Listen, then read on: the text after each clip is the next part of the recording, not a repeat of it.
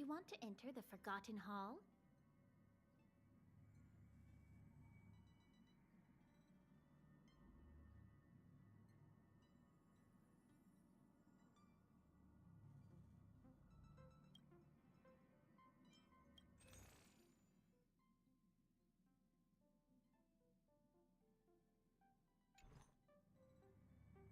Do you want to enter the Forgotten Hall?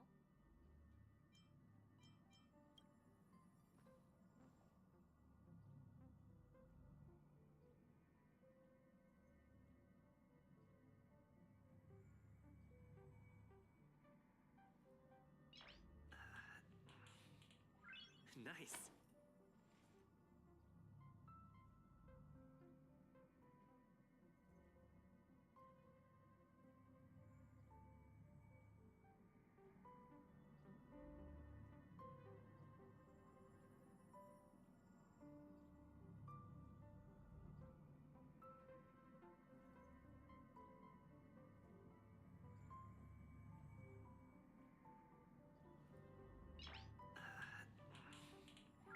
Nice.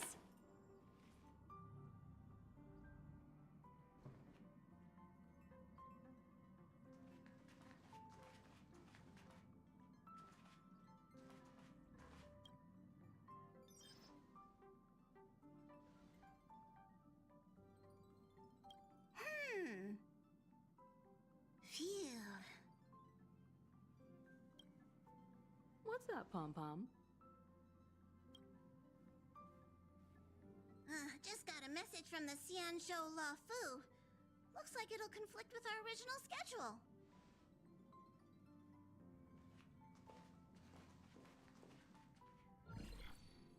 It's been a while, my friends on the Astral Express. How's your trailblazing expedition going? Soon, the Xianzhou Luofu will be holding the Luminary War Dance. Those who have aided the Luofu in overcoming the crisis are cherished allies of the Xianzhou. Thus, on behalf of the Seat of Divine Foresight, I'm extending an invitation to attend the ceremony. Your presence would be greatly appreciated. Well, things are getting lively. We've barely recovered from the family's Charmony Festival, and we're already being invited to another special event.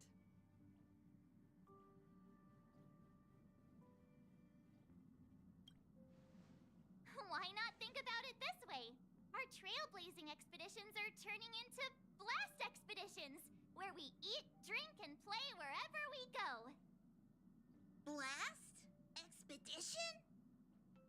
Yeah, wherever we go, we eat, play, and have a blast. So we should leave March behind to take care of the Express? Hey, that's not what I meant. I'm all for some fun. I just hope there won't be any surprise party crashers, like Friday or Saturday.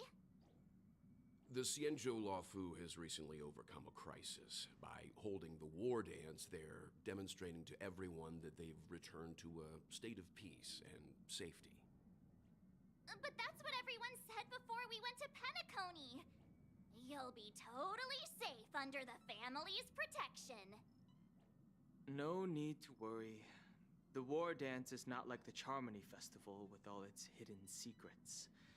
It's just a festival to honor the Rainbow Arbiter and the Cloud Knights, who fought against the abominations of abundance and protected the Xianzhou ships. Aside from star skiff performances, it's mostly martial contests. Nothing too different from the Taiki and Roboball contest we've seen before. What do you think, Himiko? Since we've accepted Miss Black Swan's proposal, we should probably head to Amphorius for refueling. There's certainly no rush. This trailblazing expedition is quite unique, and the Express needs to be fully stocked and prepared before moving on to the next stop. With Madame Herta's help, I was planning to deliver some Leviathan fossils from Kalinga Abyss to Ron May, member 81 of the Genius Society. It could earn us some favors before we set off. However, it may take a few weeks. Aw, so that means we're not going to the Luofu. Being an adult means maintaining relationships. whether we like it or not, March. Since we've been invited, it's only right for the Astral Express to attend the ceremony. So, here's the plan. Pom Pom will take everyone to the Xianzhou Lafu. Mr. Yang and I will meet up with Ron Mei and fulfill our promise. Meanwhile, you, March, and Don Hung will represent the Express and attend the war dance. What do you two think?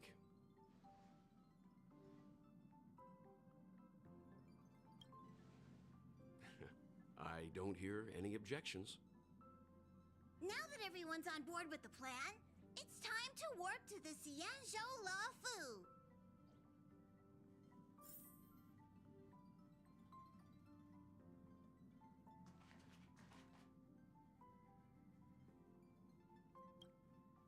Kalinga Abyss. What does she expect to find there? Current research on the Leviathan merely proves how little we know about such life forms. That's why geniuses are interested in that field. Science is all about uncovering the unknown.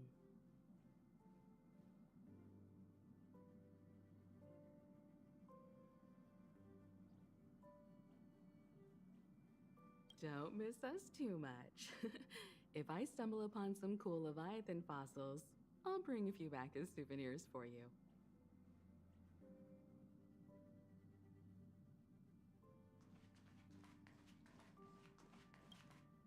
Himeko really knows how to convince people.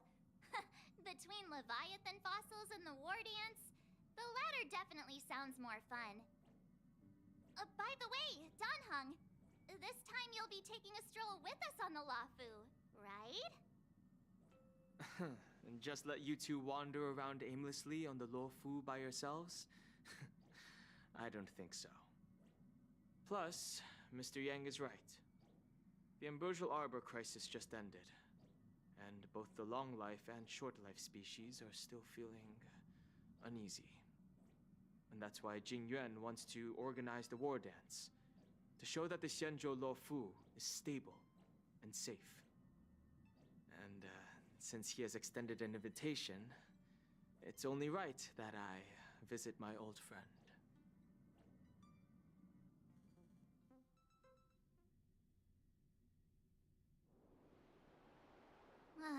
Coming back to this place brings back so many memories, you know?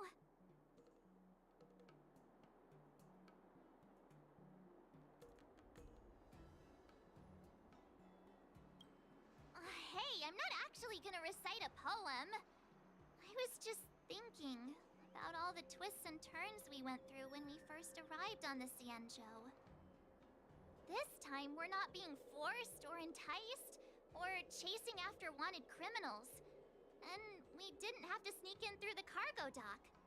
This trip has been incredibly smooth. Quite unusual, I must say.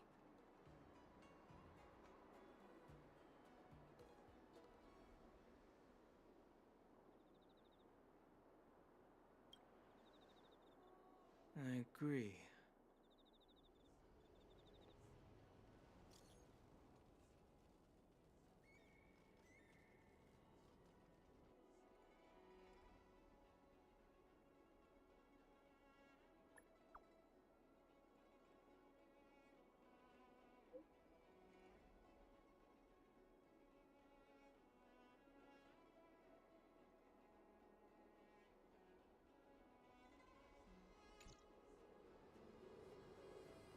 Is the Starskiff Haven always this crowded?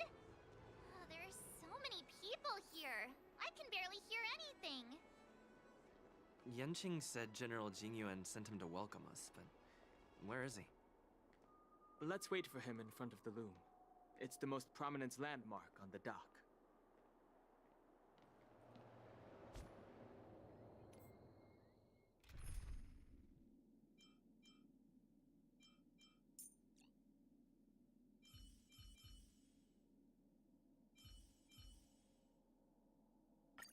Good to see you, General.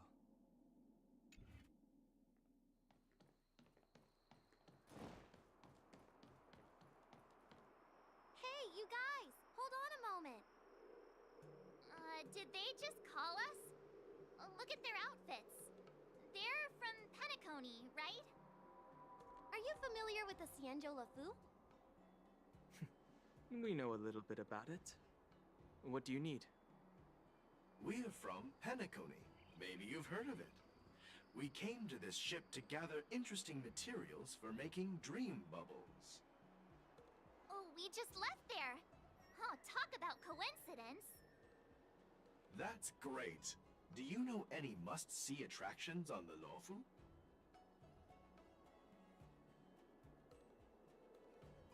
Exactly! We're Xianzhou experts. Most of the tourists around at the moment are here to attend the war dance. And that's why we're here too. Yeah, we know about that ceremony. But isn't the fighting ring still closed? I've heard the ring was actually converted from a huge decommissioned Luofu fighter jet.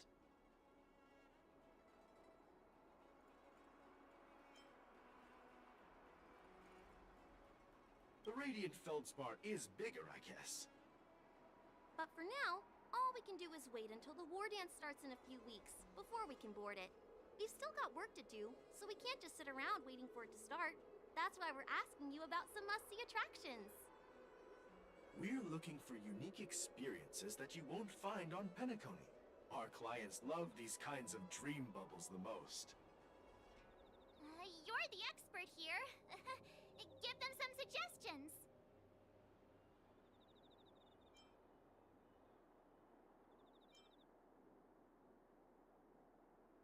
That's indeed a good idea. While the dreamscape on Penacony is all artificial, Scale Gorge Waterscape is a celebration of nature's resurgence. It has some remarkable scenery. Awesome! I love being out there in nature. Let's go to Scale Gorge Waterscape first. I'm a bit worried that nature-themed dream bubbles might be outdated. But hey, let's go check it out anyway. See you later. Maybe we'll run into each other there in a few days. Look, Yanqing's here. Really? Let's go catch up with him!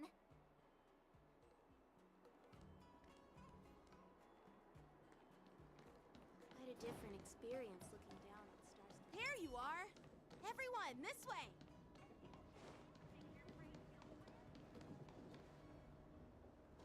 Hey, everyone!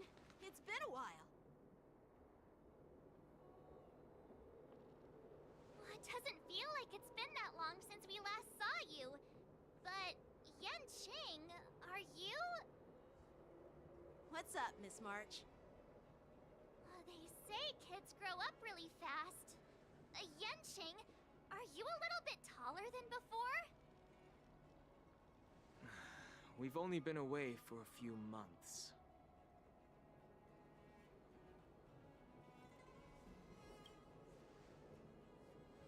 Long time no see. It's been a while. Oh, you've come along too, Mr. Danheng. Sorry for the delay. With the upcoming war dance and the Starskiff Haven being so busy, things are a little hectic. Seriously, I've never seen the Luofu so lively before. I was a bit worried that holding the war dance right after the Ambrosial Arbor crisis might be too soon. But seeing the bustling Starskiff Haven, I understand why General Jing Yuan chose this timing. Yep. There's people from other delves and travelers like you three who have come from afar. With the war dance coming up, there's a huge number of visitors pouring into the Starskiff Haven. The Cloud Knights are working hard to keep the security tight. The General said this ceremony would help the Xianzhou Lafu recover from the crisis.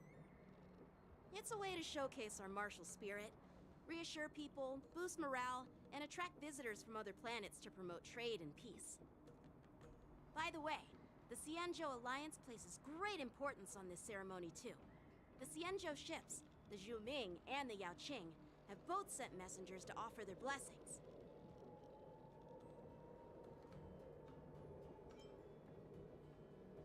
Yeah, the Xianzhou Yaoqing is a major force in hunting down abominations, and is always engaged in conflicts across the cosmos.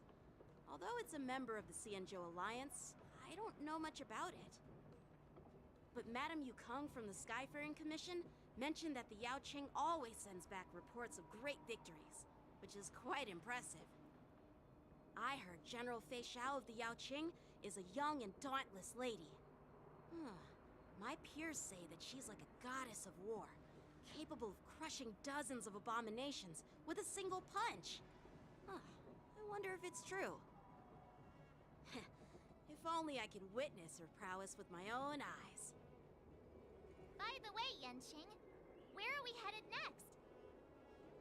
I'm sorry for talking your ear off. The General wants to catch up with you at the Palace of Astrum. He's been eager to hear about how the Express has been doing. It's funny how he tries to act all mature, but whenever it comes to something he's interested in, you can really see his childish side.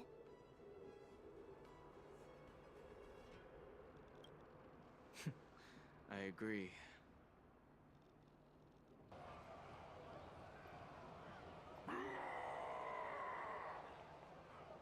All units, assemble quickly! Get ready to protect the crowd! I just mentioned security, and now all of a sudden something's gone wrong. Excuse me, I need to go check out the situation.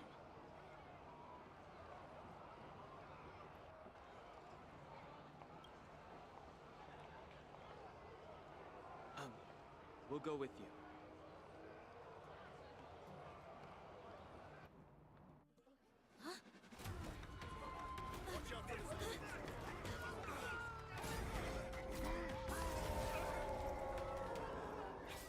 Protect the civilians. I'll deal with him.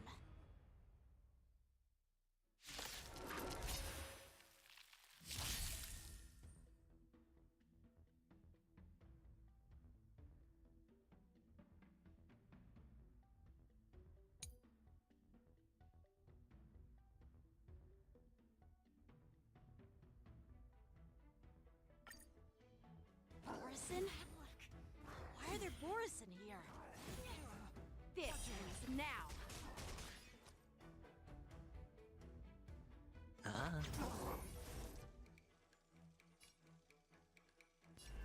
Together as one. We sent a storm. Heaven surged. Break! A foregone conclusion.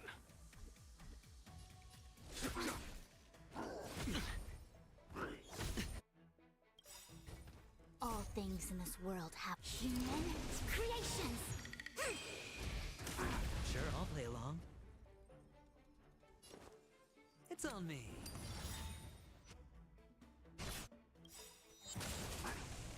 The dice have been cast. Bust. Or maybe I'll take it all in. No dirty tricks, alright? It came together.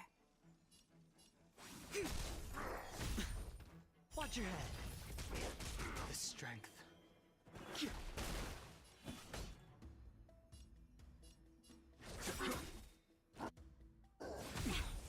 Hedge your bets. No matter.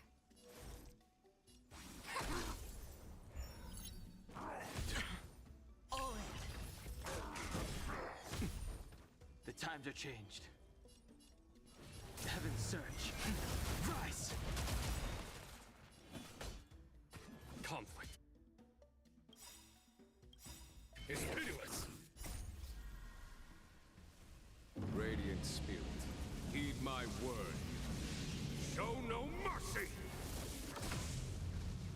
Awaken, dormant scales. Delve, hidden moon. World-cleansing dragon.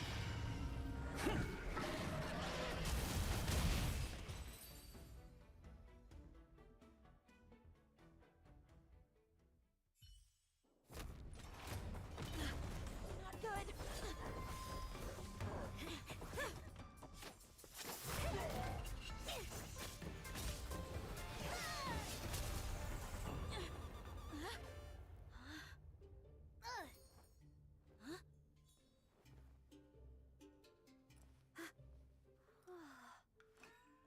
Thanks for the help. Sorry, no time to chat. Could you give me back my...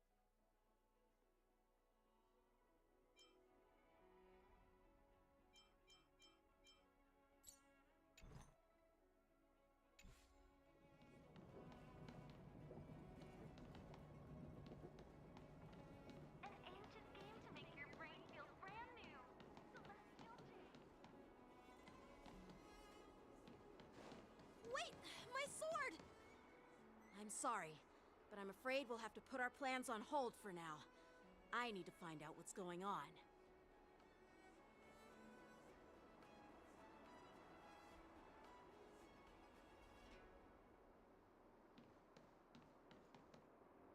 While we appreciate your rescue, my Cienjo friends, don't you think it's a bit too much to detain us and our cargo?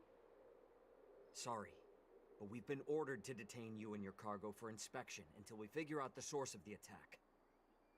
Once we're done with the formalities, we'll let you and your cargo go. Oh, but this shipment isn't even meant for the Luofu, and it's IPC's patented technology.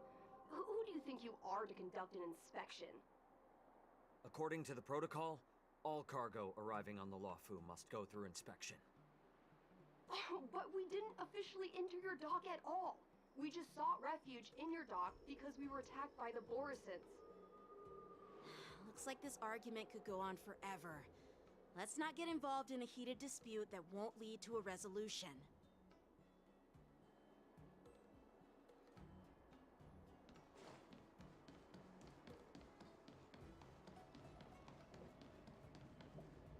Who's in charge here? I need some answers. It's my fault. We let our guard down for a moment. I take full responsibility. With the war dance approaching, safety should be a top priority. Now, tell me, how did Borisin prisoners end up in Starskiff Haven? According to the protocol, Borisin prisoners should be held on a starskiff and taken directly to the shackling prison under strict supervision without ever touching the ground. Who allowed a prisoner transport ship to dock at the passenger terminal? Please don't blame this, Captain. This incident involves the Ju Ming's diplomatic vessel. Who are you? I'm Liu Jun, an officer of the Patrol Defense Squad. Thank you for your help, Lieutenant Yanqing. The situation unfolded rapidly, and it shouldn't be held against the captain. Here's what happened. An IPC transport ship was attacked by the Borisin just before arriving, and the Ju Ming's diplomatic vessel came to the rescue. They fought off the Borisin pirates and imprisoned them on their ship. So, an IPC ship was attacked by the Borisin near the Luofu, and the Ju Ming envoys saved them? Sounds complicated. Honestly, it gives me a headache too. The Ju Ming diplomatic ship, adhering to standard procedure, docked at the passenger terminal to hand these criminals over to the Luofu. You know, with all the outsiders flooding onto the Luofu, the starskiff lanes are under immense pressure. The Borisin desperados decided to put up a fight before the prisoner transport starskiff could get there. And that's what you just witnessed. We'll make sure these prisoners are sent to the shackling prison as soon as possible. I see. It's an unusual situation indeed. I'll report it to the security department of the Realm Keeping Commission and ask for their cooperation in handling the aftermath. Maybe I should gather more details from others so that the Seat of Divine Foresight can have a better understanding of the situation.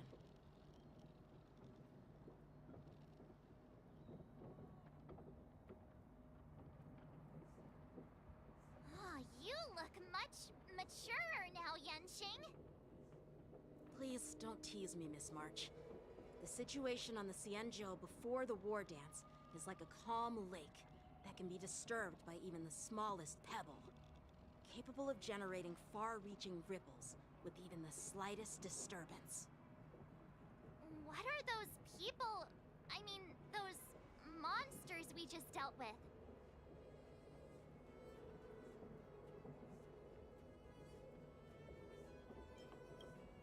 Yeah, those werewolf monsters are known as Borisin.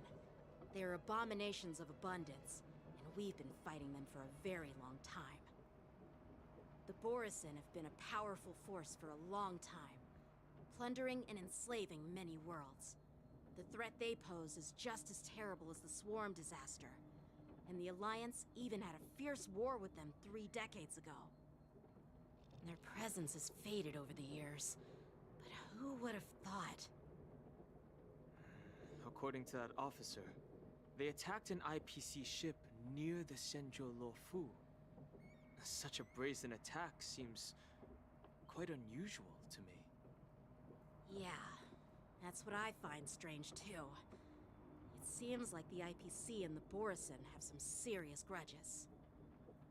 Well, enough with the chit-chat. The General wants me to take you to the Palace of Astrum. I'd love to chit-chat a little longer, but there are some things that can't be left unchecked. Is it a serious matter? Maybe you'll need our help in hunting down the Borison? Thank you, but it's no big deal. By the way, that young lady who just appeared, she took my sword. I'm thinking of filing a lost property report at the Realm Keeping Commission to see if I can get it back. I doubt she did it on purpose.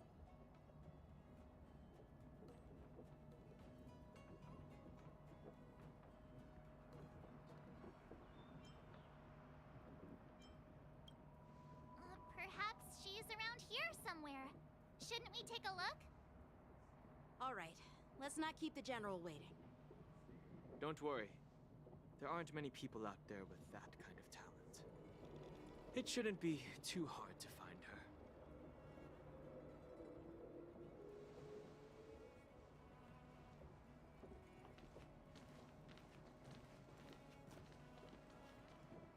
There sure are a lot of troublemakers around.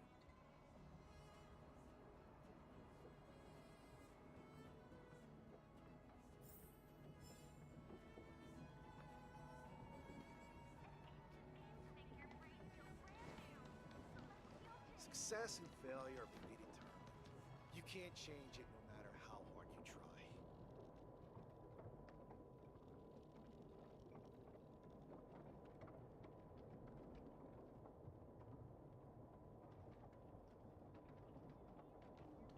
This humble abode welcomes you, while it drizzles down the street.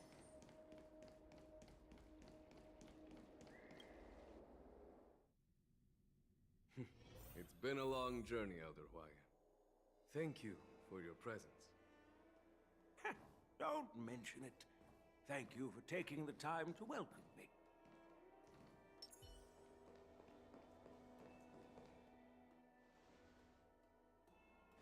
General, I brought our guests from the Express. Oh, I'm sorry for my bad timing. I didn't know you were meeting a guest, General. Don't worry, you're just in time. It's been a while, my friends from the Astral Express.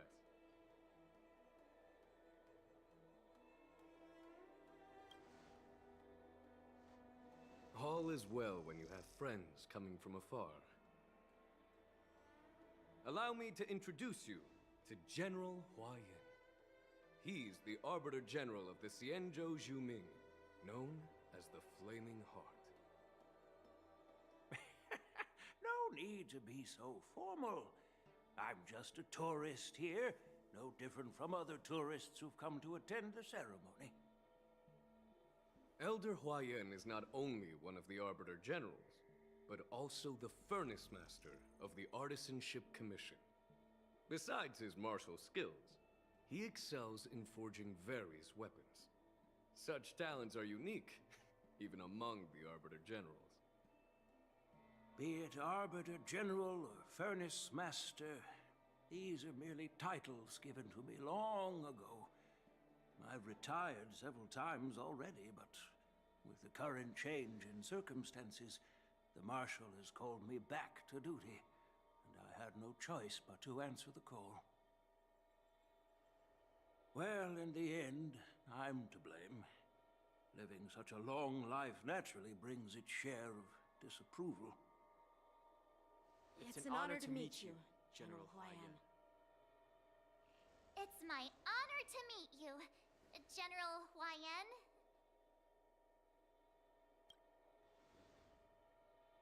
No need to be all formal. Today I'm just a guest on the Luofu, the same as all of you. So, these three are the ones you mentioned, Jingyuin? The heroes who helped you with the Ambrosial Arbor crisis? Indeed. There's Don Hung, March 7th, and him. Without their help, I'm afraid the Law Fu might not have easily overcome this crisis. So, the Imbibitor Lune's reincarnation has returned to the Lawfu and will attend the war dance. I'd love to have a drink with you should the chance present itself. You're more than welcome, General Huaiyan. And this young friend is?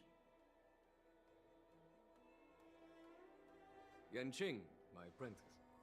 He remains by my side as my retainer due to his youth, which I hope will season him with experience.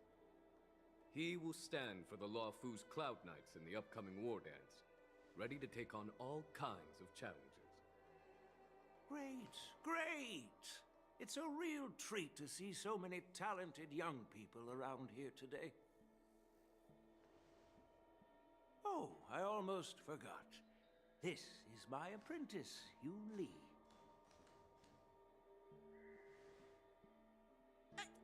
It's you! Oh, it's you. Hello. Oh, you two already know each other? Guess we don't need any introductions then. What a coincidence!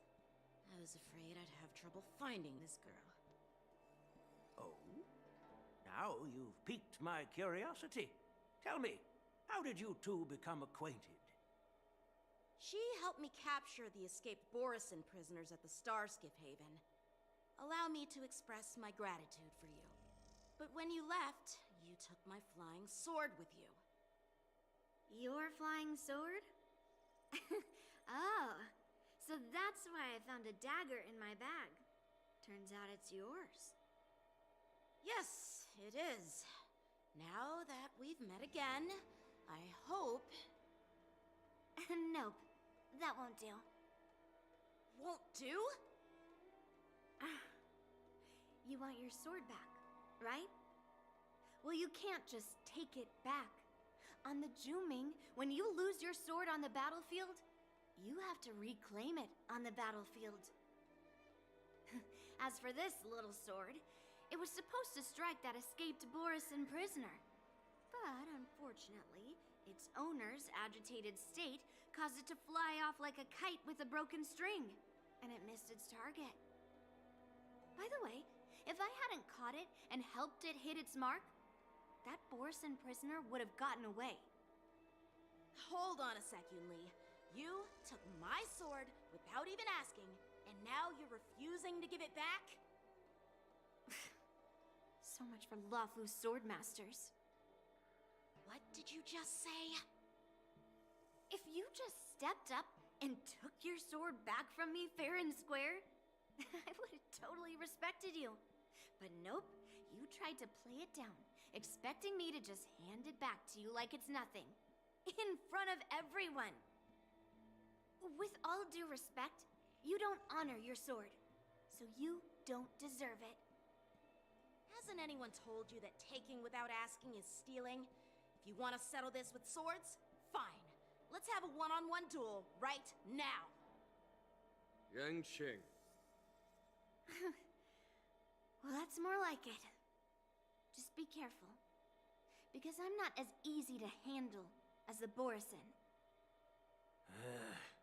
You two, be quiet and apologize to Yanqing.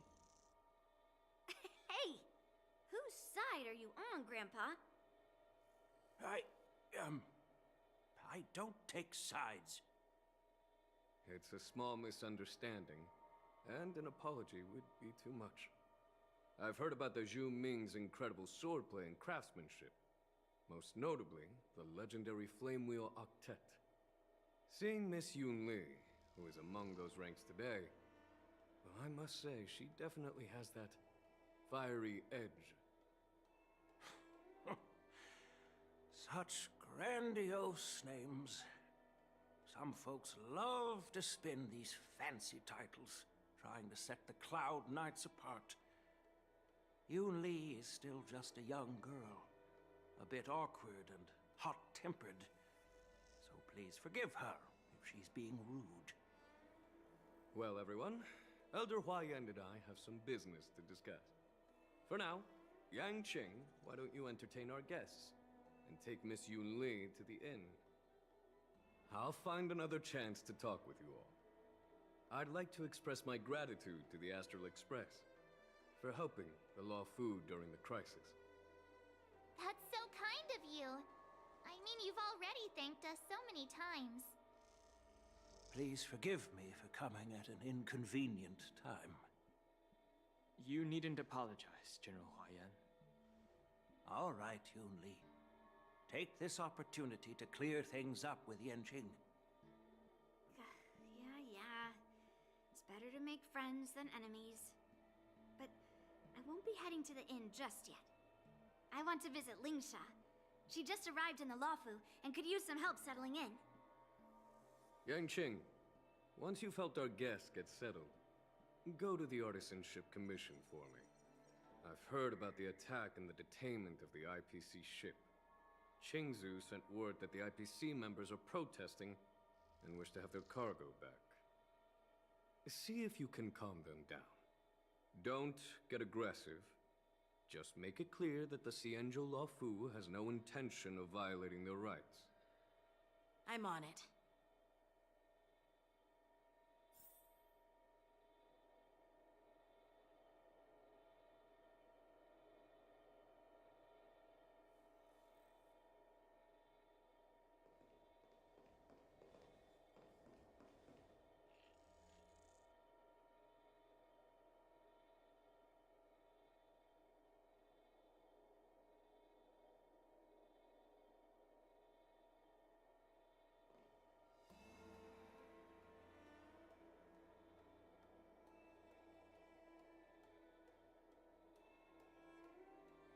Huh?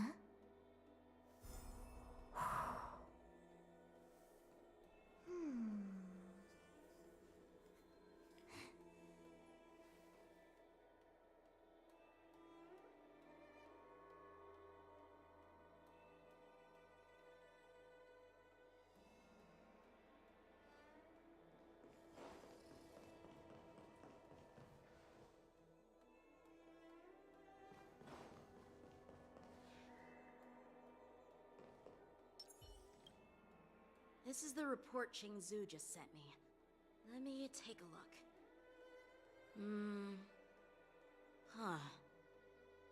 Looks like the General has given me a tough challenge.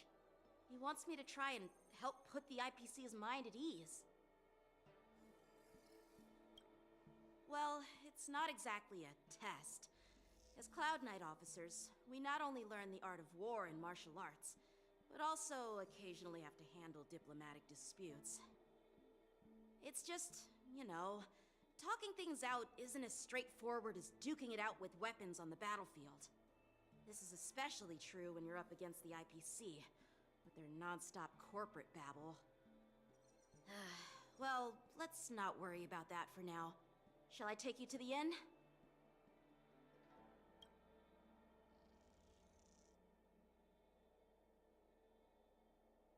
It is the Luofu's honor to have you in attendance at the war dance. Yet, the fact that a simple martial arts ceremony has attracted esteemed generals from the Zhu Ming and the Yao Qing implies intentions beyond mere spectating. Might there be any specific instructions from the Marshal? You're overthinking it, Jingyuan. As I said, I'm here to broaden my granddaughter's horizons. I have no ulterior motives. However, I have no clue what the Yaoqing Arbiter General has in mind. Do you remember when you accepted this position? I told you that an Arbiter General's battlefield goes beyond the physical one. You'll need to lead and manage everything on the Xianzhou. The title of Arbiter General holds a weight far greater than its literal meaning. So many years have passed, and you've done well. However, longevity for the Xianzhou people can be a curse. Living too long means that every mistake you made will lurk in the shadows. And one day, I'll eventually catch up to you. The Marshal knows everything that has happened on the Lawfu. As for the Merlin's Claw of the Yao Qing, she has come specifically for you. Speaking of which, why hasn't she arrived yet? They say the Merlin's Claw strikes like lightning. Being late isn't her style. That's not true, General Huayan. She's been here a while, but I'm sure you've heard of her unbridled nature. As soon as she disembarked from the star skiff, she mentioned having something to attend to, and simply disappeared. You must be the messengers from the Xianzhou Yao Qing, I assume. We are Jiaoqiu and Moza, retainers of the Merlin's Claw. It's an honor to meet you in person, Arbiter Generals. Now this is interesting. A guest who doesn't come to visit but sends a message instead. What does she mean? Tell me, what could be more important to her than coming here? Master heard about a spectacular view in Scale Gorge Waterscape. I believe she went there to enjoy it.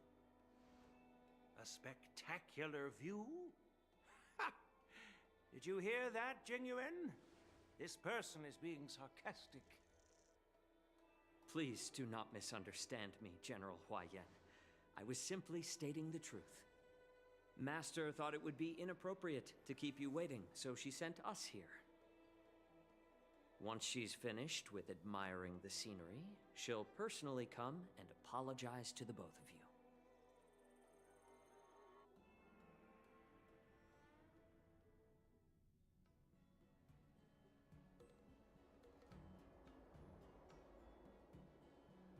Drat! I forgot to ask Yun Li to return my sword.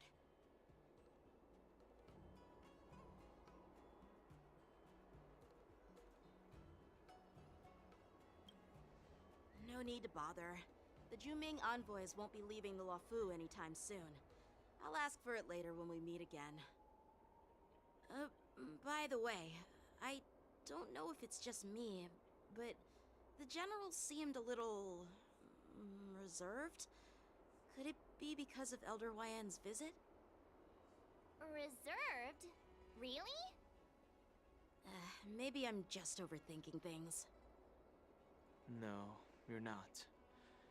When I entered the Palace of Astrum, I realized that the messenger from the Xianzhou Juming was actually the Arbiter General himself. So, the messenger from the Xianzhou Yao Qing must be the Merlin's Claw herself, I presume. That's right. Well, that's what makes this entire thing so unusual. What's so unusual about it? They simply received an invitation from Jingyuan, just like the crew, right? The war dance is just a small festival. And now we have 2 Arbiter Generals from other Xianzhou ships here. I'm afraid they're here for something more. Maybe they've come to hold Jingyuan accountable for the Ambrosial Arbor crisis? Hold him accountable?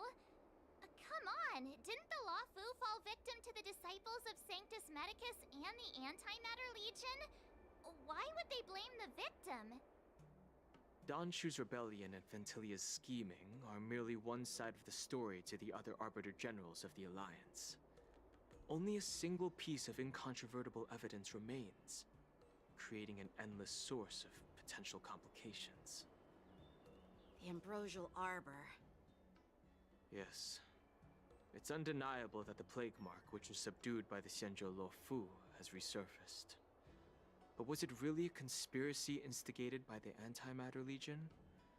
Or does it indicate a traitorous intent from within the Luofu, implicating Jingyuan himself? Once the spark of suspicion is kindled, it proves hard to extinguish.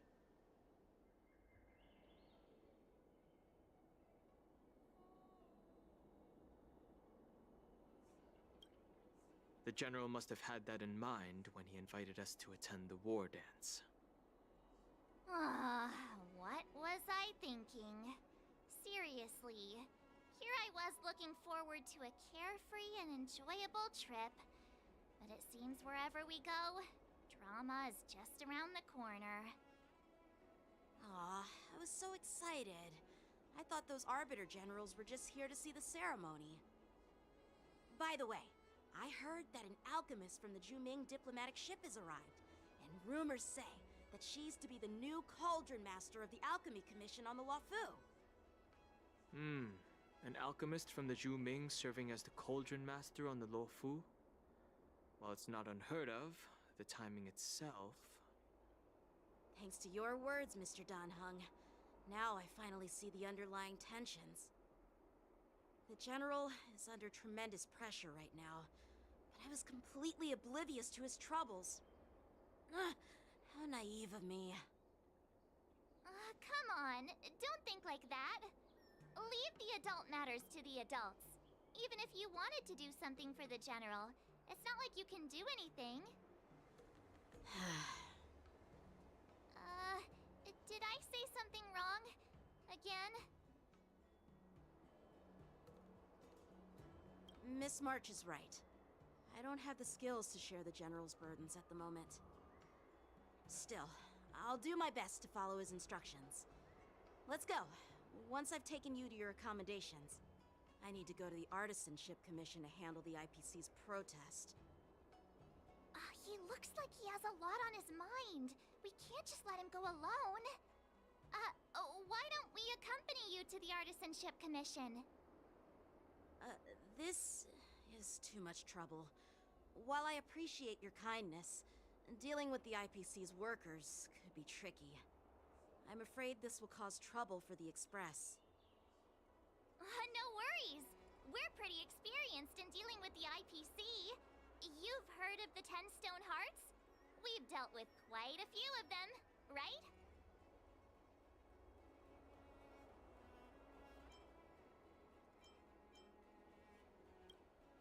Yeah, exactly. Are you being sarcastic? Well, since you're willing to help, I won't decline your kindness. Let's head to the Artisanship Commission and meet them.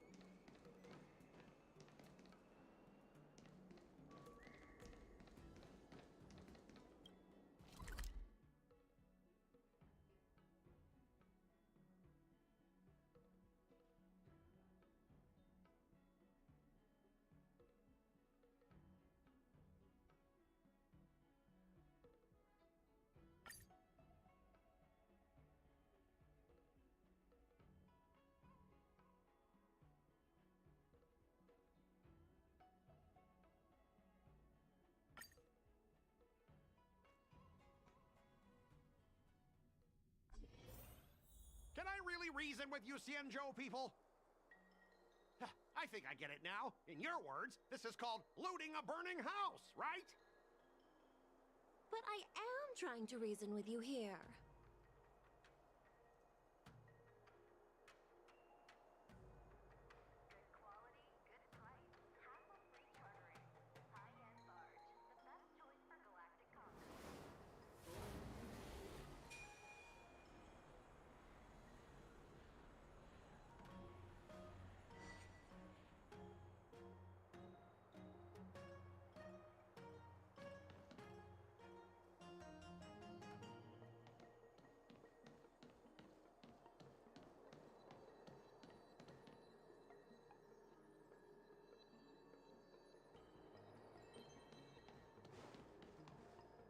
Ugh, that toxic voice sounds familiar. Haven't I heard it before in Arum Alley? You know what? This isn't my first time dealing with the Skyfaring Commission. I can handle your unreasonable ways, but straight up snatching IPC cargo, isn't that going a bit too far? Just as I've said it many times already. Once we've inspected the cargo and completed the security check, you can be on your way. Is there something wrong with your ears, or is it just your brain? I'm hearing you loud and clear. I'm thinking clear. And my answer is crystal clear. Not a chance. Keep detaining my cargo and I'll file a complaint directly with your general.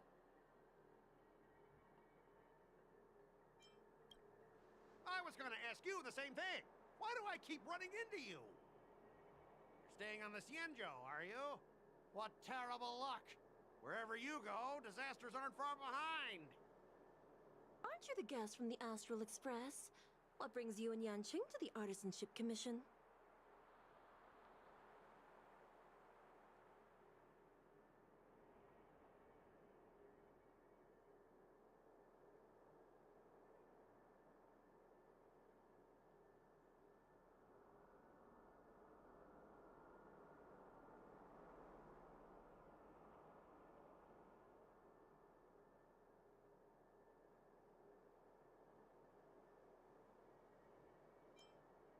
Trouble caused by the IPC? I'd say it's caused by the Skyfaring Commission. Looks like you've met this IPC worker before. I'm not sure if that's a good or a bad thing. I was sent here to deal with the IPC protest, Miss Shikue. What's going on here? As you know, this IPC transport ship was attacked by the Borison and rescued by the Juming's diplomatic ship. Then the Cloud Knights were instructed to bring it back to the dock for repairs and inspections. And this is Mr. Scott, the person in charge of this transport ship. So, you're Scott. I've heard him mention you. Weren't you kicked off the Lafu before?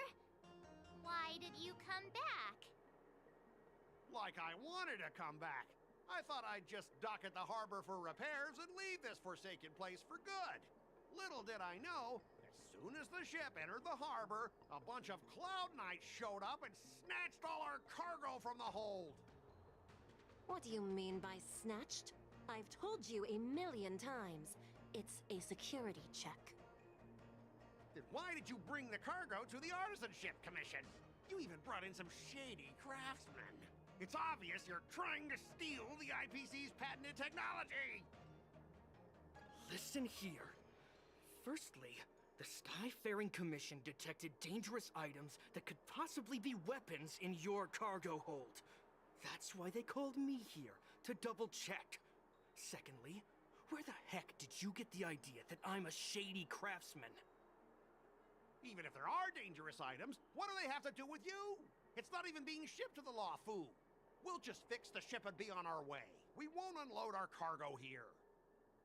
But you'll have to stay in the port for several days before your ship is repaired and you can take off again. How can we just leave unchecked items sitting here? I understand, but we don't need to disassemble the cargo if it's just a security check, right? In most cases, we don't. However, our scans discovered that the cargo doesn't only contain machinery, but also some substance that resembles biological tissue. Biological tissue? Does this crate contain living things? I'm afraid we'll need to wait for the Alchemy Commission for further confirmation. In any case, according to our regulations, we need to unseal one of the crates for further examination. But this IPC specialist has been hindering us on the grounds of patent secrecy. The Alliance's regulations on biological products are very strict. Without further inspection, there is no way for the Skyfaring Commission to release the cargo. Oh, really? Fine! If anyone lays a finger on that shipment, they'll have me to deal with. It doesn't matter if it's mechanical or biological. It's none of your business. I'm filing a complaint against the Skyfaring Commission's ridiculous regulations. This Mr. Scott seems stubborn and difficult to persuade. Honestly, I really don't want to have a vicious confrontation with the IPC.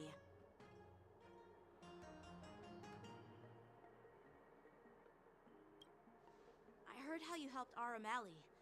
The IPC representative back then was Mr. Scott, right? Since you've dealt with him before, it looks like I'll have to rely on you again. What are you guys whispering about over there? Just hurry up and give us back our cargo.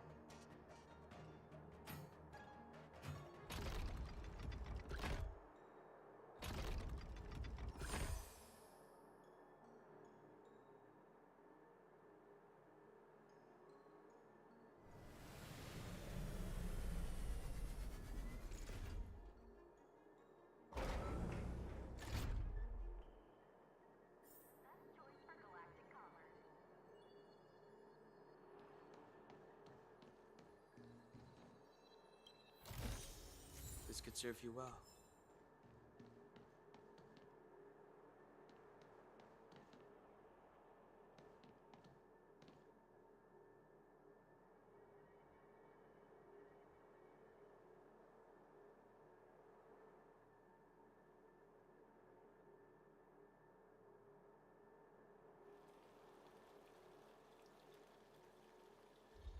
Old friends meet yet again.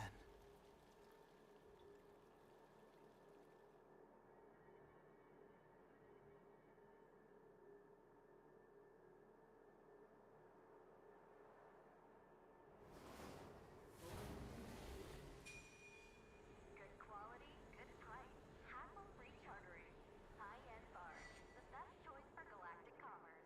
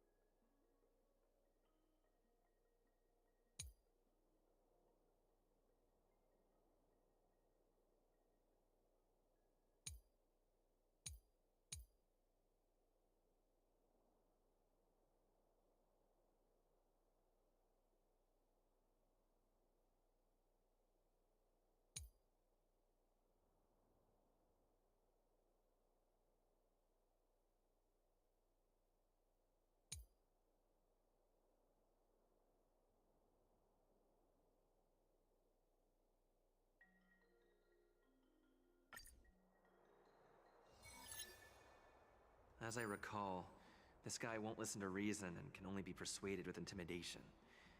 But he does seem to follow rules to some extent. Let's use that against him.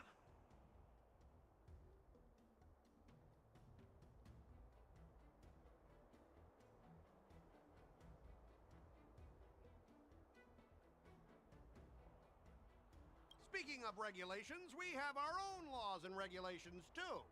According to Article 4 of the Cienjo Alliance IPC Trade Consensus, the Alliance and IPC shall never infringe on each other's intellectual property rights.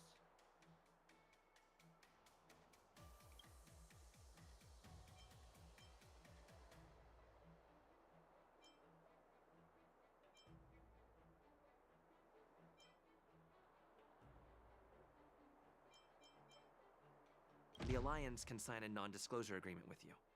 That way, you won't have to worry about any infringements, right? We can sign a mutually acceptable non-disclosure agreement. Well, that makes sense, but how can we trust you to honor the terms? Even if we set aside the secrecy of intellectual property, these prototypes built by the Intelligentsia Guild are incredibly valuable, beyond your wildest imagination. If anything goes wrong, you won't be able to pay for it even with your lives.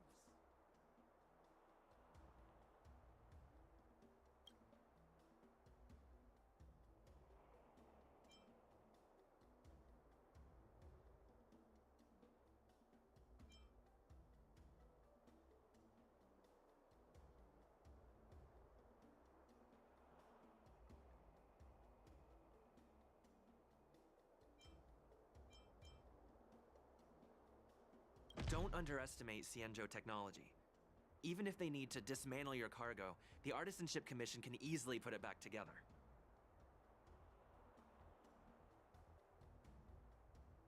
Yeah, go ahead and brag about their skills. After all, you're just a negotiator they hired. But I'm different. I'm an IPC member, and my fleet has accepted this transportation order. Naturally, I need to be responsible for the integrity of every piece of cargo.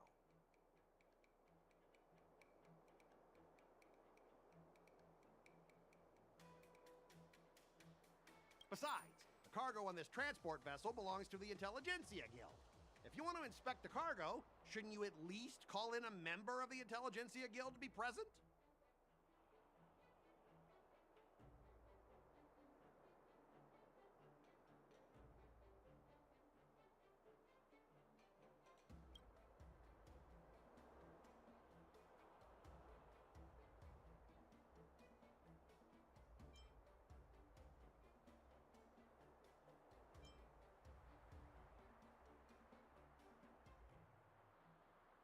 According to the principle of territoriality, since your vessel is stranded on the Cienjo, the Skyfaring Commission has the right to inspect it.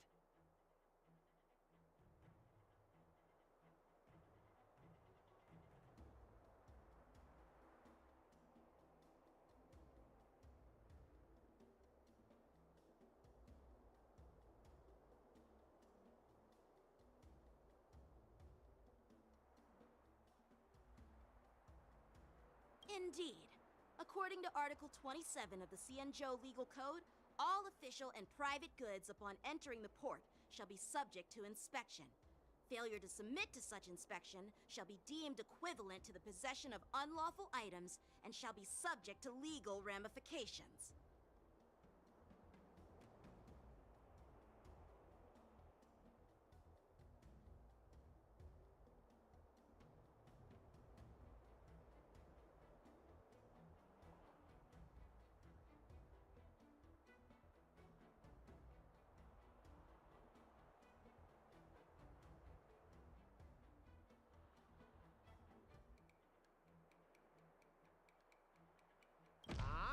My synesthesia beacon must not be working, because I have no idea what you just said.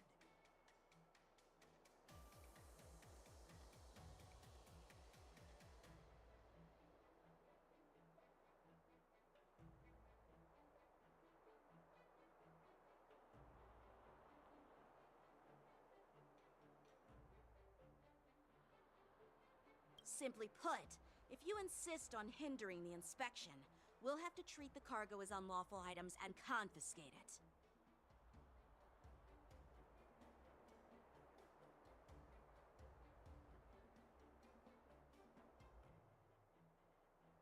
Confiscate it? How can you Xianzhou people be so unreasonable?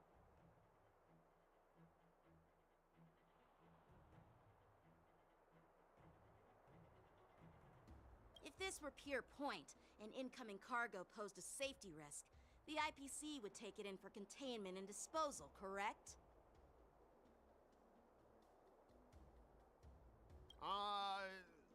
That's true, but the IPC sometimes makes exceptions.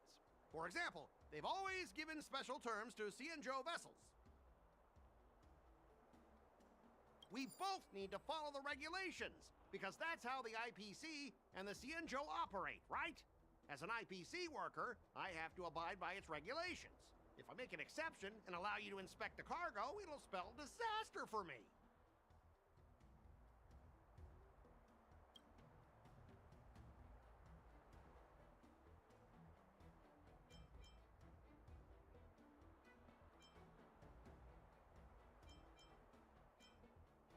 Everyone has their own set of rules.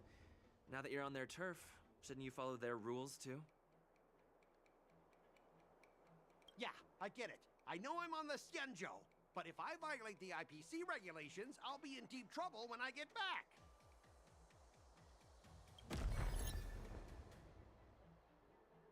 Well, you guys sure know how to argue your case.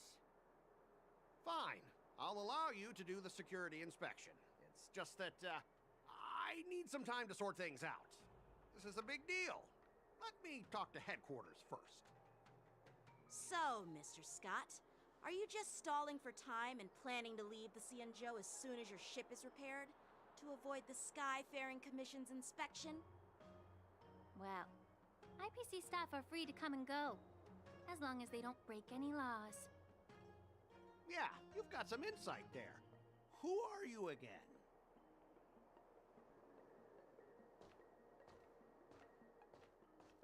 Allow me to introduce myself. I'm Lingsha, Cauldron Master and head of the Alchemy Commission on the Luofu. Could she be? Yeah, she's the new Cauldron Master assigned here from the Xianzhou Juming.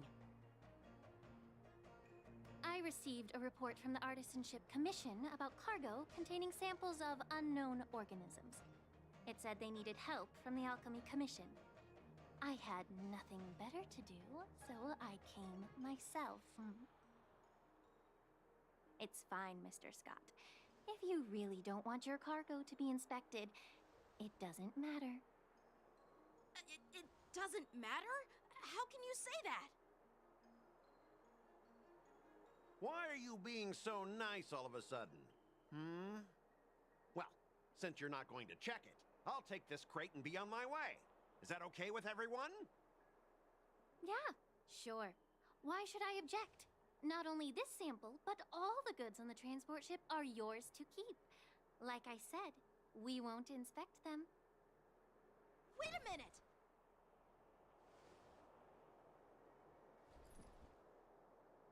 Well, that's more like it. If only the young displayed a more reasonable attitude, we could have sidestepped that altercation just now. Our ship will leave in a few days once the engines are repaired. Your ship can leave whenever you want, but I'm afraid I can't say the same for your cargo. According to the import and export regulations signed between the Xianzhou and IPC, all biological shipments can only leave the port when they have confirmed to be of no threat, or when all biological activity expires. Since we can't determine if your shipment is safe for the environment, I guess we'll have to wait for its biological activity to expire. Let me check the previous cases. Normally, it'll only take around 47 star calendar years. Only 47 years? Why so surprised? You're still young and full of energy. I'm pretty sure you'll live a few more decades. Have some confidence in yourself. Ha! Typical of a long-life species. Your words are dripping with sarcasm. While you may not care about time, I do.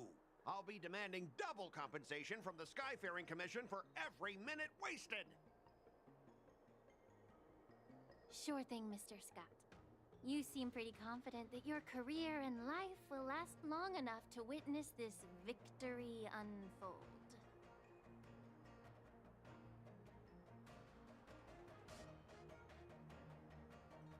Step aside, guys. Let them do the inspection. But, Mr. Scott... Come on, we're already in enough trouble. Just let them do the security inspection. And if needed, I can always grovel before the Intelligentsia Guild later. I'm just using my head for what it's apparently good for, right?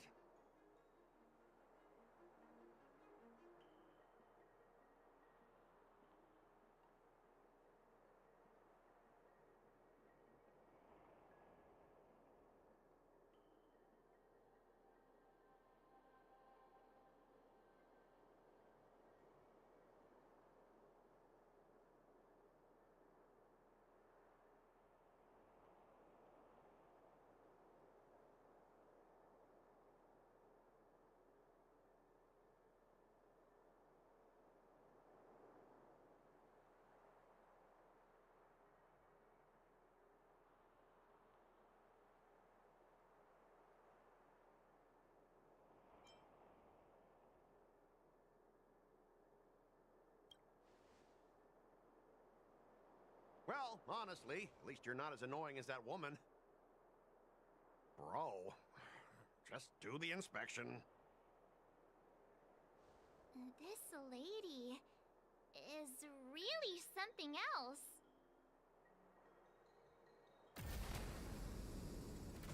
Is this the IPC product? Listen up. Any damages caused by inspections will be filed with the IPC.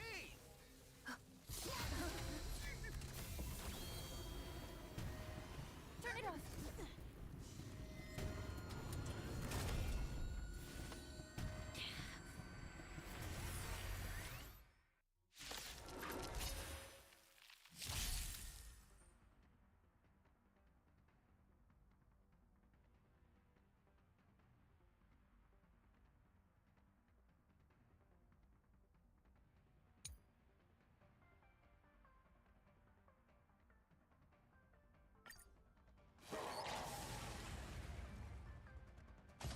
How unexpected. That was a surprise. Converge and awaken! Rise!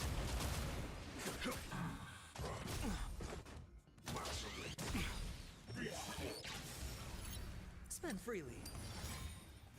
Bust. Or maybe I'll take it all. Watch your head.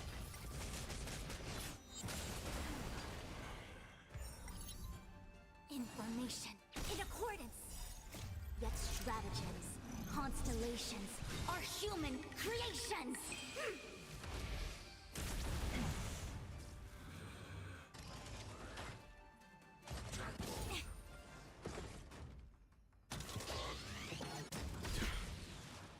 Watch your head.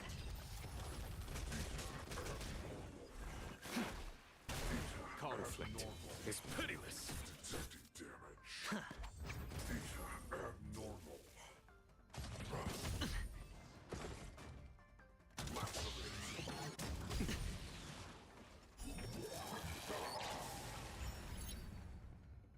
All in.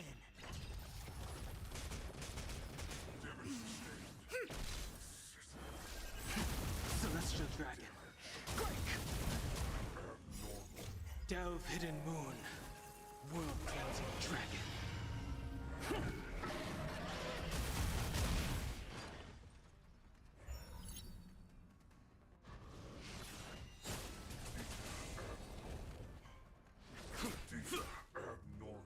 Can't lose this one. Converge and awaken!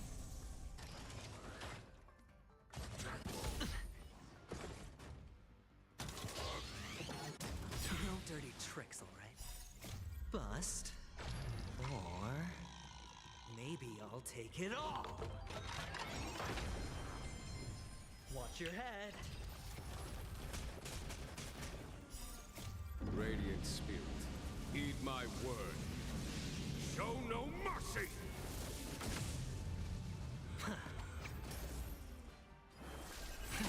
Cloud-bearing dragon. Rise! Here, this thunder!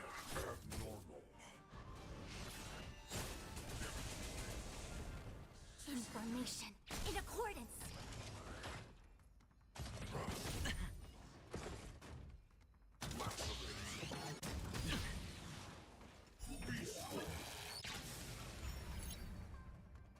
All in.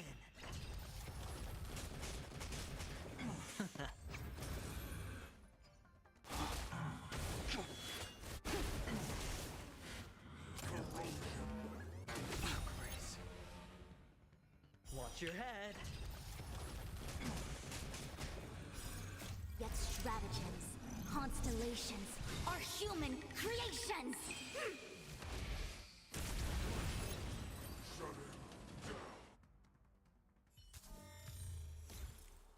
Were you seriously planning to leave this stuff unchecked at the dock for days? That's way too dangerous! I had no idea about it! You must have accidentally triggered the cargo's defense program! I don't think trying to shift the blame is a wise choice. But seriously, I don't know why that thing suddenly started moving! I swear on the Emperor Lord! Enough. Miss Shikwe, please escort our IPC guests to the Skyfaring Commission. I'm on it. Please follow me, Mr. Scott.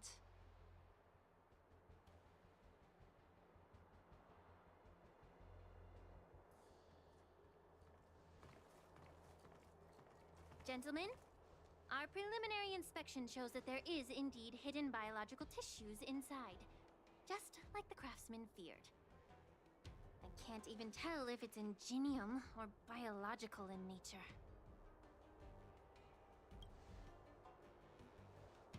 The core of this device is what they call wetware in industry slang. To put it simply, this machine operates with a kind of biological nerve as its control center. I'll take some samples for the alchemist to analyze and figure out where the biological tissue comes from. Why would the Intelligentsia Guild use such unethical technology? Perhaps they're trying to create a new weapon? Whatever the reason is, it's probably why the Borisin attacked the ship. No wonder the IPC were trying to obstruct our inspection. I'll contact the Ten Lords Commission and ask the judges to come and give their final verdict on this. According to our rules, all prisoners and weapons involving dangerous creatures must be taken to the shackling prison for further sentencing. After all, it's the safest place on the Luofu. As for you, Mr. Craftsman, please go with the Cloud Knights and explain the situation to the judge.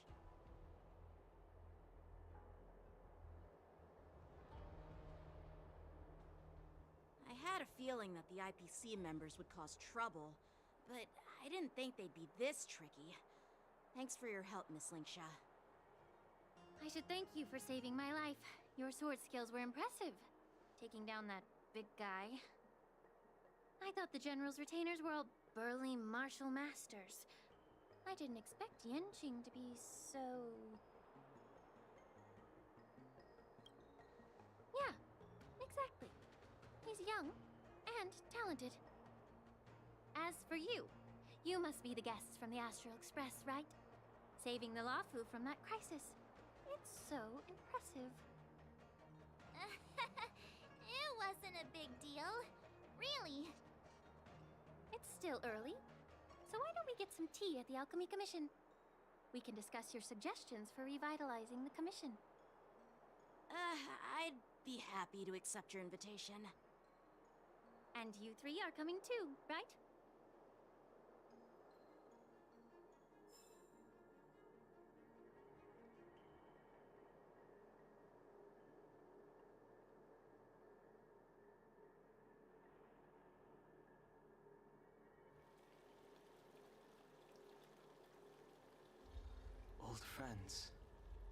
yet again.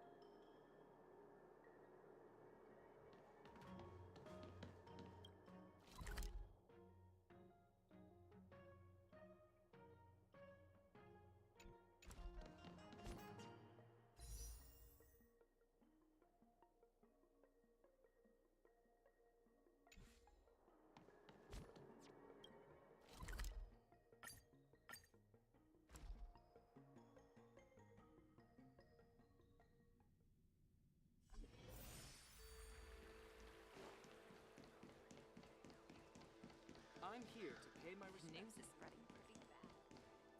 All these years, and the view of the Alchemy Commission hasn't changed a bit. The tides come and go, but the ancient sea remains the same. For us Vidyadhara, there's nothing more nostalgic than our homeland. You're a Lofu native, Miss Lingsha? Yes, I grew up here, listening to the sound of waves while researching prescriptions with my mentors and peers at the Alchemy Commission. It's kind of sad, isn't it? Everything changes, but somehow remains familiar. Just like you, Don Hung, I traveled far from home, and now I've returned. Seeing the familiar scenery brings back a hint of nostalgia. The view here would be even better without the ambrosial arbor. Oh, really? I think that towering tree looks pretty impressive. Even if it's impressive, it's a plague mark. The Xianzhou have been fighting abominations for thousands of years.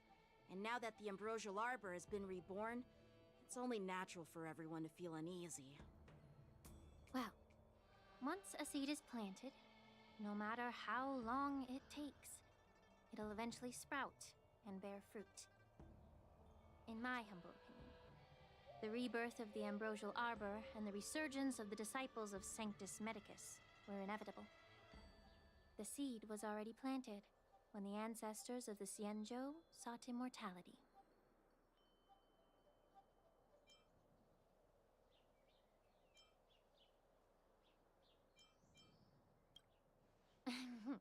My bad. Well, since you went through the entire ambrosial arbor crisis firsthand, Dan Heng and Lieutenant Yanqing, I'd like to discuss something with you. What would you like to discuss, Miss Lingsha?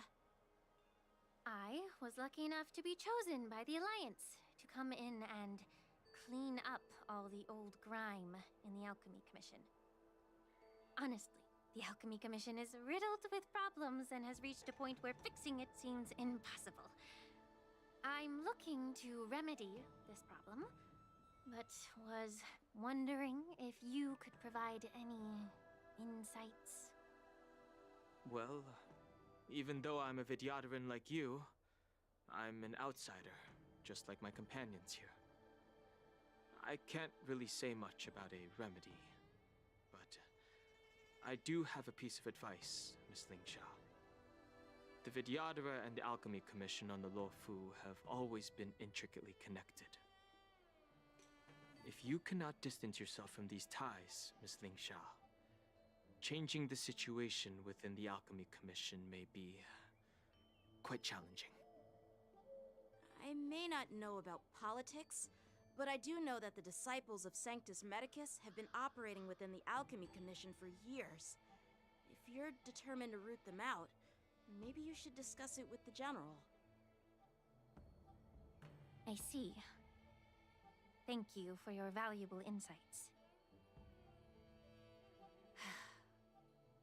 While the Lux Arrow from the Rainbow possesses unparalleled power to sever the Ambrosial Arbor, it can't sever mortals' desire to prolong their existence. Just like how the Cloud Knights can eliminate the remnants of the disciples of Sanctus Medicus, but are unable to calm the hearts and minds of the people within the Alchemy Commission. Our Xianzhou forebears knew this well, and that's why they entrusted the duty of guarding the roots of the Arbor to the Vidyadhara. However, the Vidyadhara are still only mortal beings. 30 years ago, my mentor served as Alchemy Commission's Cauldron Master. She recognized the emerging undercurrents and sought to cleanse the source of the disturbance. Unfortunately, even though she was skilled in the art of healing, she didn't understand the human heart or how to eliminate the sickness lurking within the depths of the Alchemy Commission. In the end, she was framed and exiled to the Juming. I was also implicated and had to leave the Luofu. And guess who arbitrated the case and handed down the sentence? None other than General Jing Yuan himself. What? You heard it right. The ones responsible for the corruption in the Alchemy Commission are not just the remnants of the disciples of Sanctus Medicus, but even the Divine Foresight himself.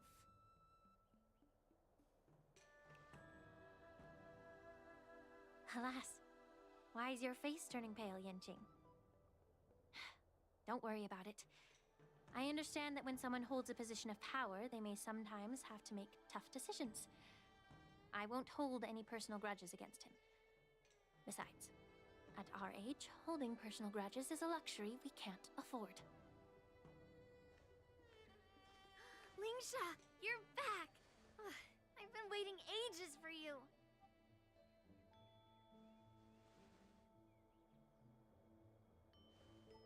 Yunli! Why aren't you with your grandpa? What brings you to the Alchemy Commission? Well, let me take this opportunity to introduce you to Yanqing. What a small world.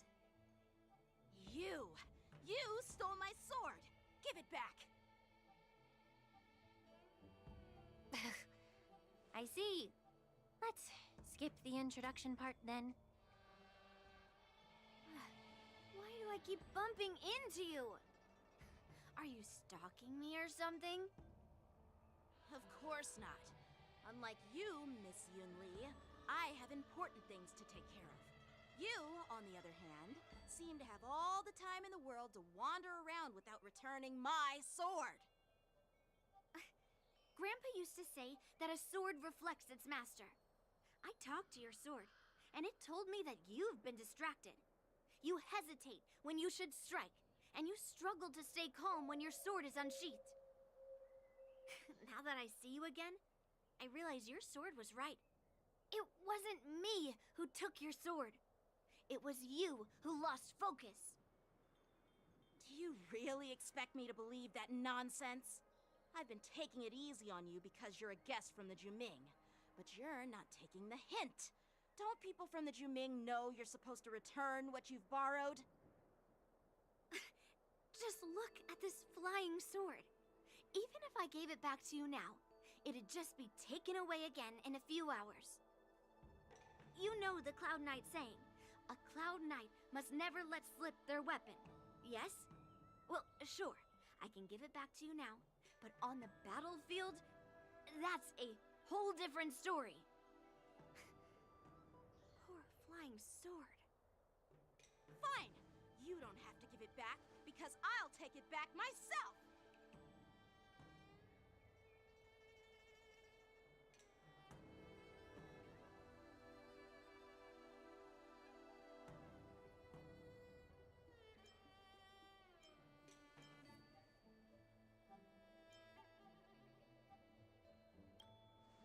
Between these two, Who do you think is tougher, Dan Heng? Don't get me wrong. I'm just curious. Get ready to separate them. It is my first day at the Alchemy Commission. A brawl is definitely not how I imagined celebrating it.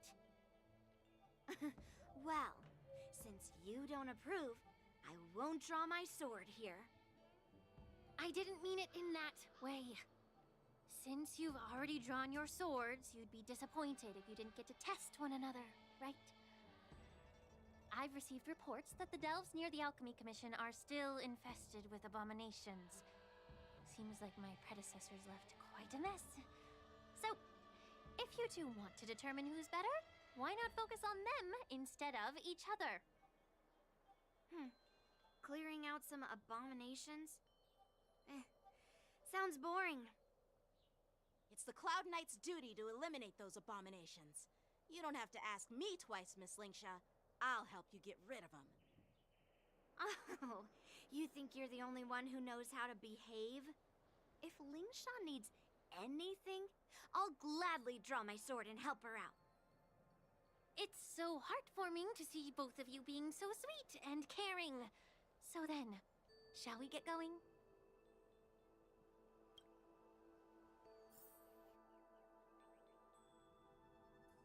Ever since the disciples of Sanctus Medicus were eradicated, their experimental abominations have been festering here. If you want a contest, I'll be the referee. The one who kills the most abominations within an hour wins. Lingsha, as always, you're still an expert in making unpaid work sound so noble and grand. It's for your own good, little Yunli. While you desire to compete against each other, I don't want to see either of you getting hurt. That's really thoughtful of you, Cauldron Master. So, are you both ready?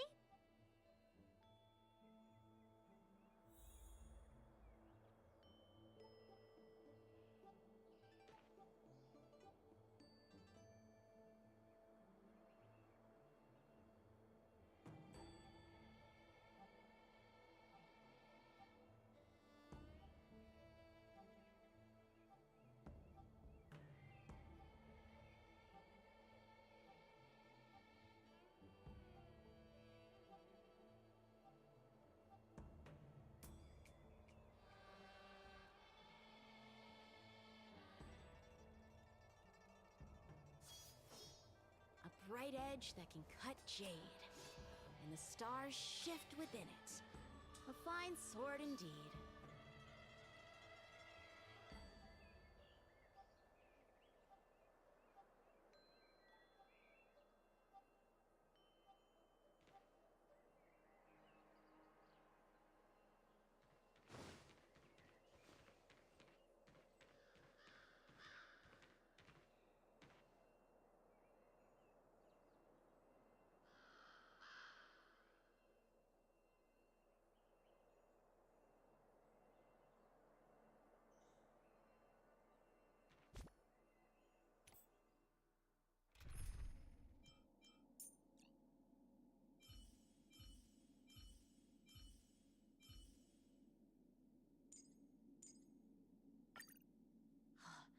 Is my...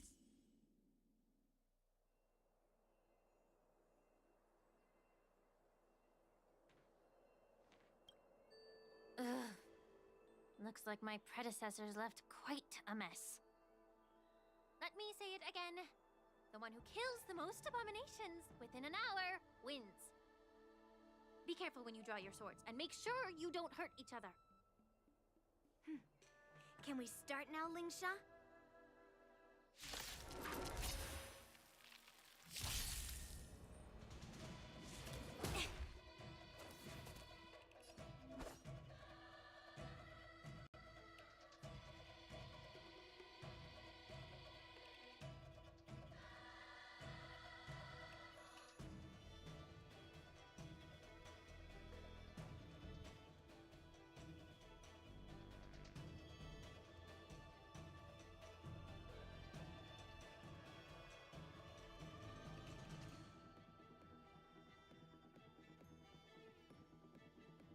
The sword is like water. It cannot remain still.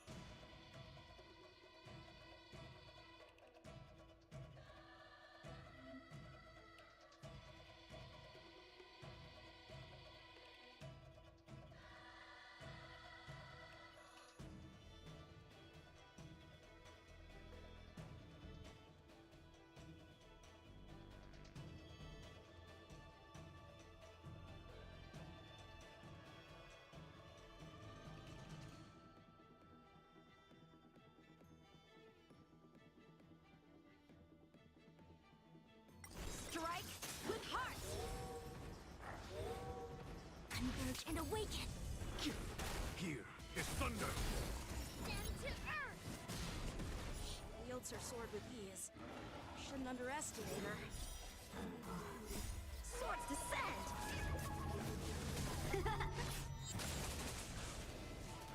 Was that it?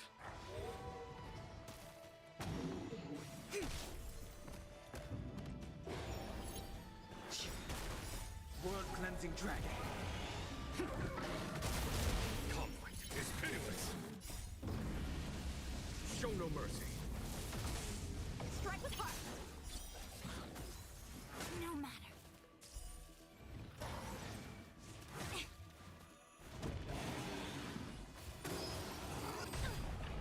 Stand to earth!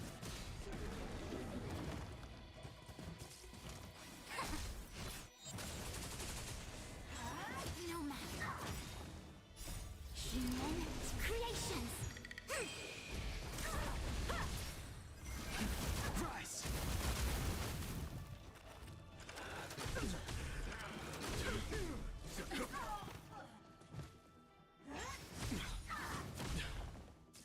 Together as one! Blade and flight! Swords descend! Stand to earth! Here is thunder!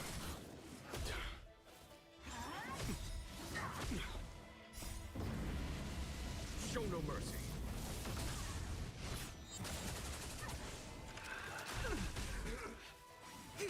Strike with heart! Stand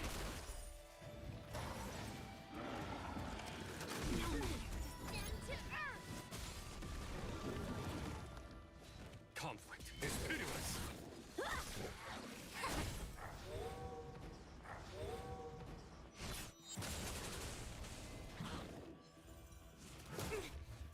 Blade and flight! Converge and awaken! Human creations! Yin and yang! Here is thunder! Grace. World cleansing dragon. Through clouds!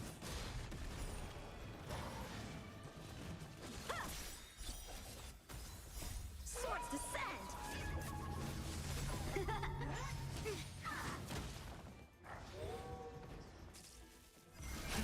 Rise!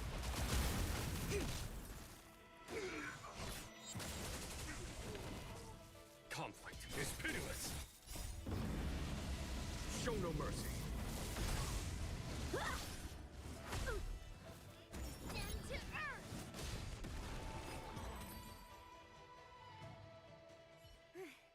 See? I won. Your technique was all over the place, and you relied too much on speed. Is this really all the Cloud Knights of the Lawfu can muster? So disappointing. All you did was chop down a few monsters. Don't get carried away with yourself. Oh, well then I'll give you a chance. Defeat me or hand over all your swords. If you're trying to pick a fight, just ask, because I'm ready for ya.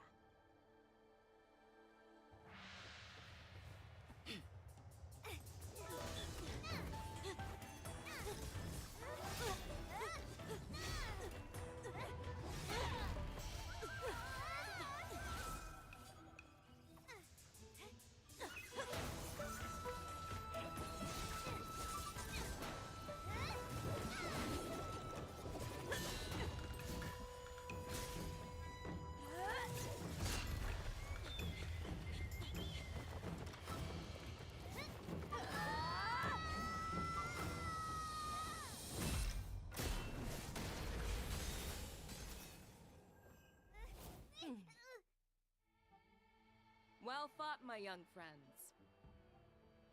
However, both of you have shortcomings. One of you focuses on dodging and weaving, while the other relies on brute strength, trying to take down targets with a single strike. Who are you? Me? I'm just a patient seeking medicine from the Alchemy Commission. A passerby, if you will. I thought I'd see my fill of impressive fights during the war dance. Yet here I am, able to witness a remarkable fight at the Alchemy Commission, of all places. Well, the Lawfu is never short of surprises. However, I have a small suggestion for you. Why don't you settle this dispute fair and square in the war dances room? That way, you can resolve your differences with a proper duel and put your grudges behind you. Grudges? No, not at all. Yunli and I, we were just sparring. Sparring?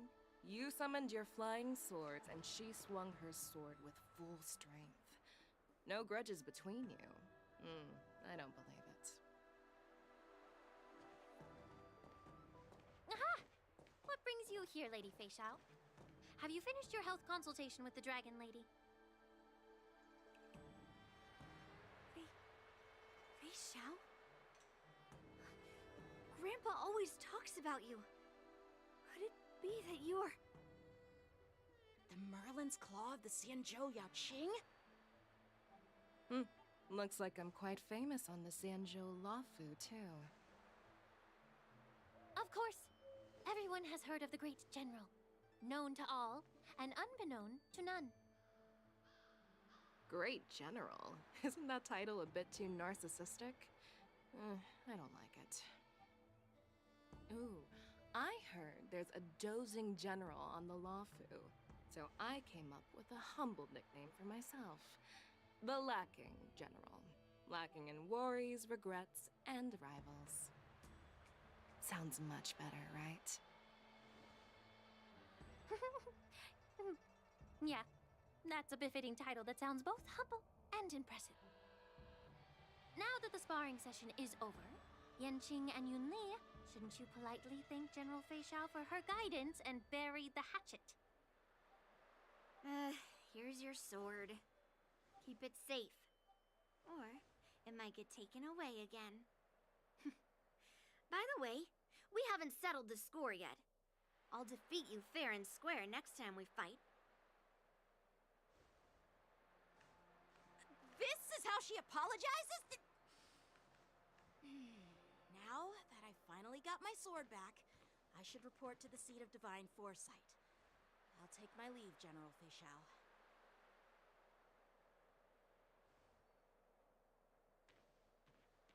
Oh, by the way, Miss Linksha, if you've got some free time, I'd like to invite you to the seat of divine foresight for a chat with General Jingyuan. I think there's more to those personal grudges you mentioned earlier.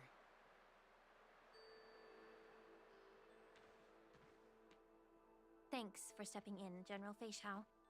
Otherwise, I'd have had to knock them out with my incense. Not at all. Just doing what you asked. How about we call it even as payment for the healer lady's consultation? Sorry, but even a general needs to pay their bills. We don't do credit here. And let's not forget, you'd have been waiting decades for a chance to see the Dragon Lady if it weren't for me. Well, you can always send the bill to the Seat of Divine Foresight and say it's for mentoring those kids. After all, it was quite the effort splitting them up. I nearly had to get tough. Now, if you'll excuse me, I need to find a spot and get some fresh air.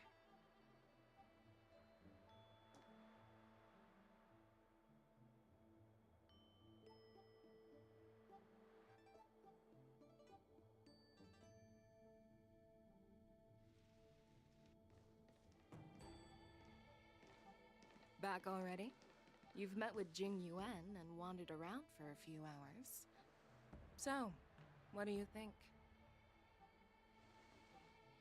It appears that the Divine Foresight is using this war dance as a show of strength to convince everyone that the Luofu is prospering after the Ambrosial Arbor crisis. But... I know you're going to say but, right? But the influx of people attending the war dance is like a breeding ground for disorder and rumors. One wrong move, and the Luofu could be in a world of chaos. The Cloud Knights on the streets remain vigilant, so at the very least, General Jing Yuan is aware of this. As for other matters, I'm unable to say.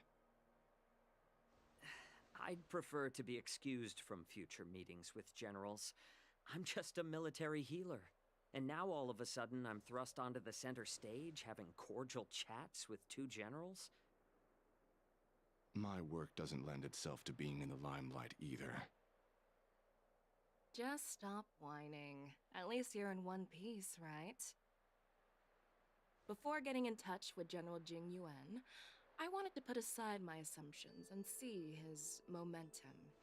That includes the overall bearing of the Cloud Knights on the street, what people are saying, and how those close to him behave. The might of an army dwells not within its pawns, but within the force of its collective momentum. Recognizing this fact reveals the true measure of power. Thanks for enlightening me, General. A perfectly clear statement turned confusing thanks to your translation.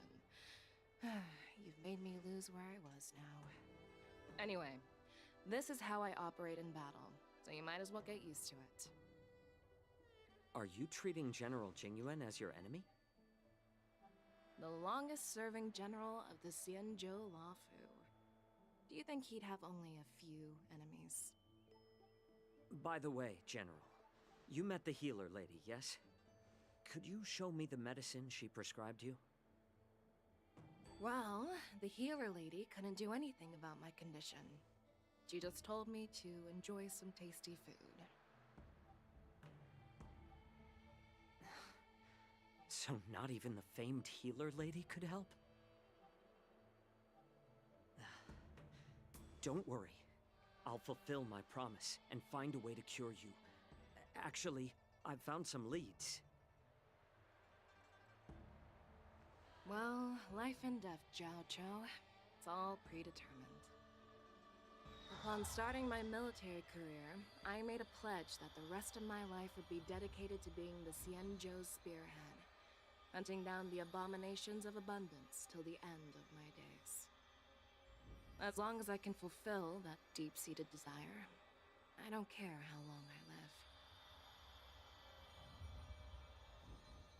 You asked if I view General Jing Yuan as my enemy. No. My real enemy has always been myself.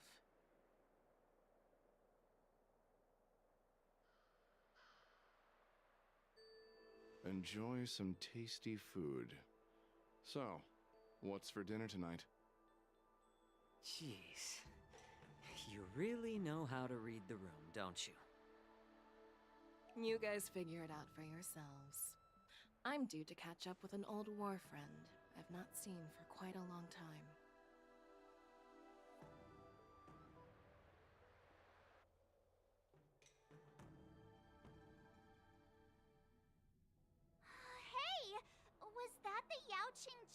who just dropped in out of nowhere?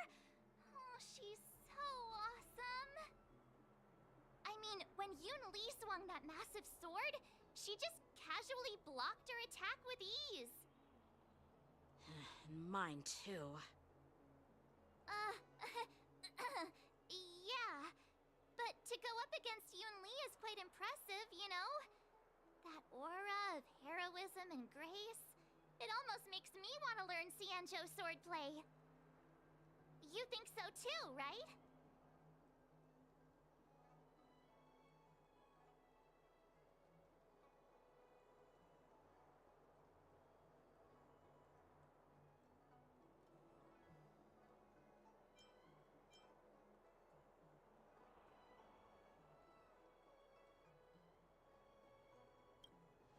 Can't you put a little more enthusiasm into it? Thanks for the kind words, Miss March.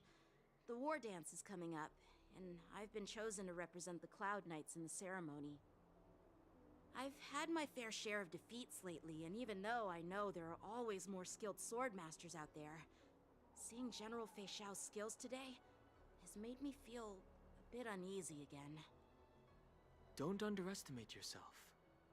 After all, generals won't fight in the ring during the war dance. Just remember the state of mind you had when you single-handedly took on me and Blade, putting life and death aside. With that mindset, you can prevail against most challengers. I see. Thanks for the advice, Master Dan Heng.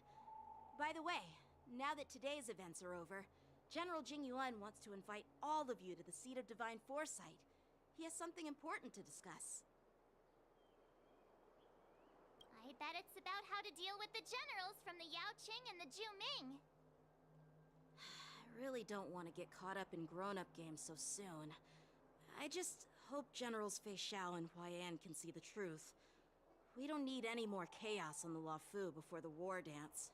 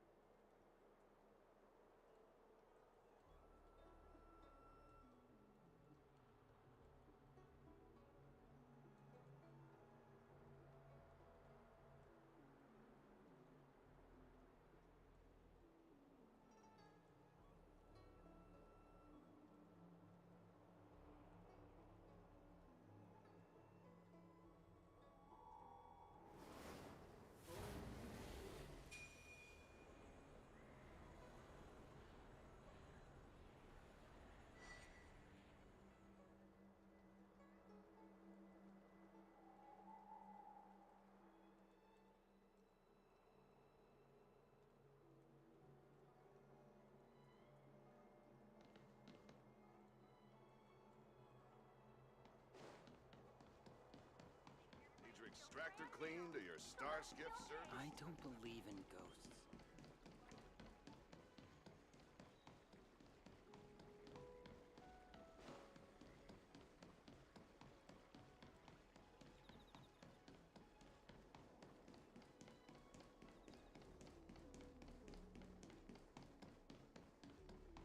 Would you like me to relay your message?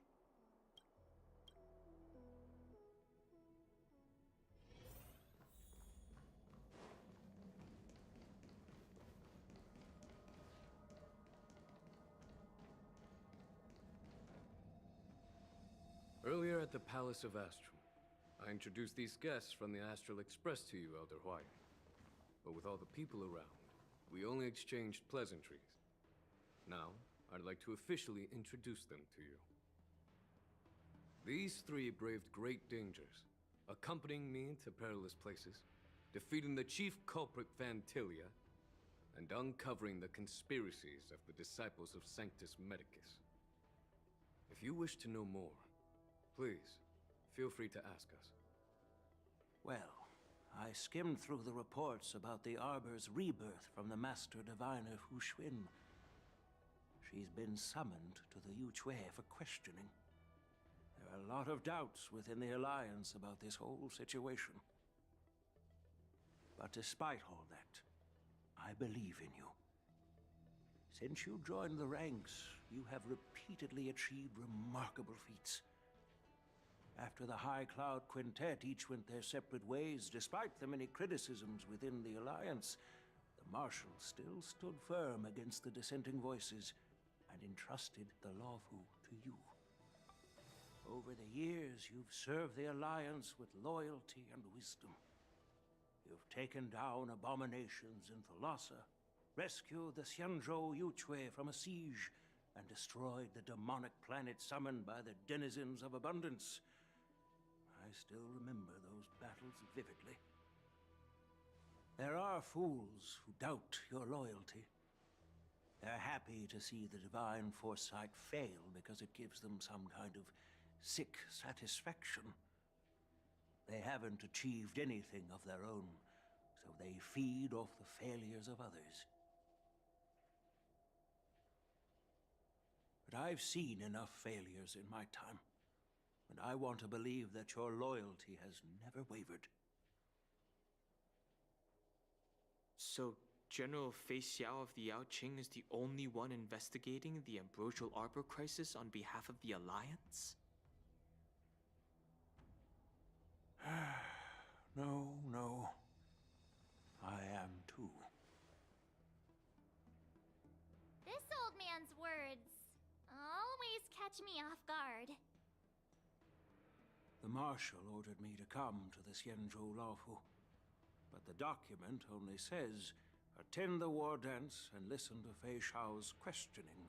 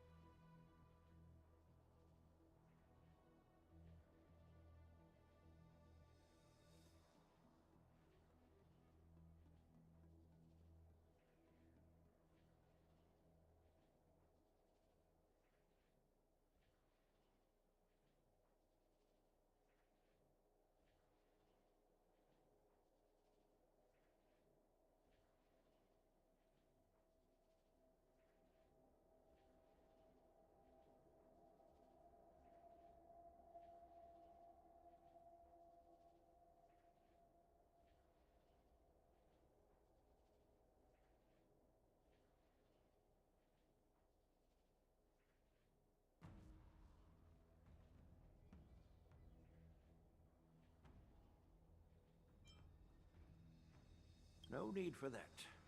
You're all important witnesses.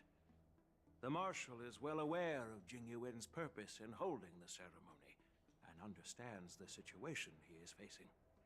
She mentioned it because she believes both issues are important. Thanks for your kindness and sincerity, Elder Huayan. But is it appropriate to tell everyone here about the Marshal's orders? By introducing the Express's witnesses to me alone, aren't you aiming to discern the intentions behind both my actions and Fei Xiao's? And whether there's any discord between us? Well, since I'm being open and honest with you, I encourage you young folk to do the same. As for the Ambrosial Arbor crisis, all I need to do is listen. General Fei Xiao will be the one asking the questions. To be honest, I'm more concerned about the timely start of the war dance. Oh, by the way, I've prepared a gift for the war dance.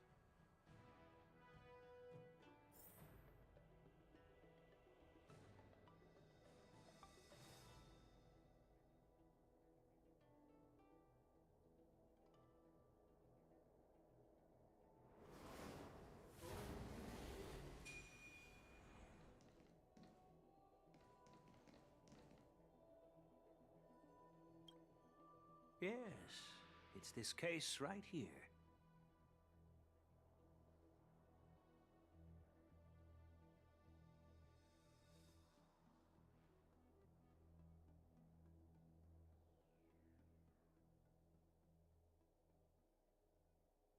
There will be numerous contests and celebrations during the war dance, and the main event will be the Ringmaster's Challenge. The host will dispatch a skilled warrior to take on challengers from all over the cosmos, showcasing the excellent martial arts of the Xianzhou Luofu. When you mentioned that the Astral Express would be attending the ceremony, I thought the High Elder of the Luofu would be the Ringmaster. You humor me, Elder Huayan. The healer lady is just a young lady who knows nothing about martial arts. How can I assign her as the ringmaster? I'm no match to you when it comes to joking. What's this box for? Why don't you open it, General Huayan? This sword case is intended for the War Dance's award.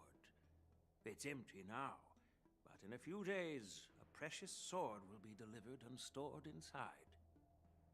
I don't mean to boast about our skills, but this sword represents the pinnacle of the Zhuming's craftsmanship.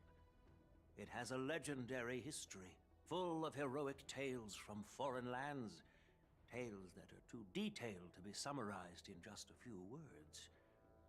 Since the delegation delivering the sword hasn't arrived yet, I'll just leave the case here for now. I've been wondering who would be worthy of such a sword. And then it hit me. I can award it to the champion of the Ringmaster's Challenge.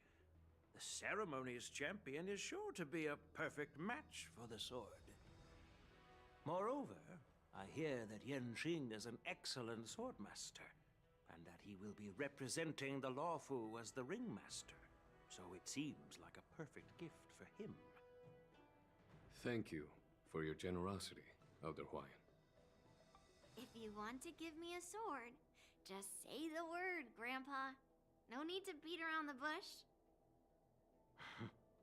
You've got confidence, my girl, but I don't think you can best Yanqing. I know you're all about swords, Miss Yunli. It's just a shame that it's the sword that ultimately chooses its rightful master. Yeah, and even if someone gets their hands on such a precious sword, it'll probably end up in someone else's. The outcome of our duel at the Alchemy Commission is still up in the air. Since you're interested, why don't you represent the Xianzhou Juming and challenge me in the ring? That's exactly what I had in mind. Nobody knows who's gonna come out on top. It could be me, could be someone else. It'll probably be me. But whatever happens, it won't be him.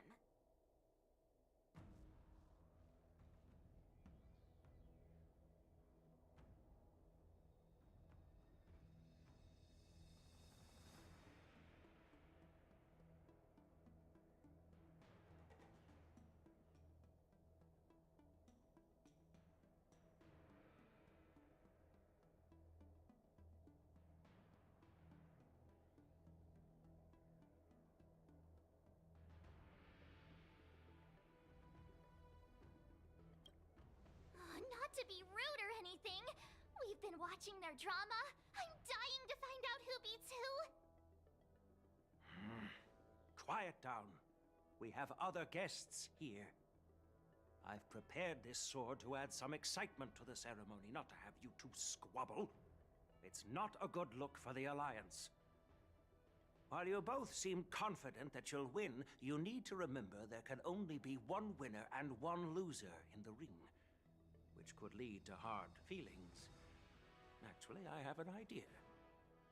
We don't know who the winner will be, and it might not be either of you. But if you're eyeing that prize, you'll need to work together. I want you to take on an apprentice who will take part in the war dance and win at least one match. How does that make sense? In my humble opinion, while a Cloud Knight is commendable by securing victories, it's even more so to pass on your skills and spread the way of swordplay. I'd be greatly pleased if this apprentice could represent the Express in the war dance by displaying their Cloud Knight flair and prowess. Well, Elder Huayan's idea is quite interesting. Imparting swordplay skills requires teamwork, and both the winner and the loser will learn a valuable lesson regardless of the outcome. The question is, whom should the two of them take as an apprentice? Huh? Who? Wait, me? I noticed just now that Miss March seemed quite interested in the outcome of your sword fight. So I thought, why not teach her the art of swordplay? Wait, are you serious, General? Why am I being dragged into this all of a sudden? I've never practiced swordplay before. I'm a total newbie. You really think I can learn it? Well, you'll probably realize I have no hope and give up on me. And that'd be so embarrassing. Isn't this a perfect chance for you? I remember you mentioning that you wanted to learn some sword moves. Yeah, I did say that. But this is all happening so quickly, don't you think? Miss March is like a piece of jade in the rough, just waiting to be shaped. The war dance is the perfect opportunity to see what heights she can reach. I appreciate your kind words, General Huayan. But won't teaching me swordplay be a waste of Yanqing and Yunli's time? They should be preparing for the ceremony. Plus, I heard that each swordmaster has their own special moves. What if they let something slip while teaching me? If everyone knows each other's tactics, won't that make it hard to catch people off guard during the war dance? That's considerate of you, March 7th. But don't worry. It'll take you at least a decade of hard training before you can even start learning special moves. No need to freak out. A few Juming swordplay tricks will mean you'll be more than equipped. Really? Looks like March's curiosity has been piqued. The whole point is to know each other's moves. Defeating your opponent in just one move? How boring would that be? Plus, what really decides a swordsman's fate isn't some special move. It's the solid fundamentals. So Miss Yunli has already agreed. What do you say, Yanqing? General, I haven't graduated yet. How can I be qualified to teach swordplay to others? So you're admitting your defeat, huh? If you're not even confident to teach, why don't you let me be the ringmaster instead? Yanqing, teaching an apprentice is also a way of honing your own skills and gaining insights. You've been an apprentice for years. It's about time you looked at swordplay from another perspective. I see, General. Then count me in. Now that Yanqing has agreed too, it all comes down to Miss March giving her nod. It's up to you to make the final decision, March.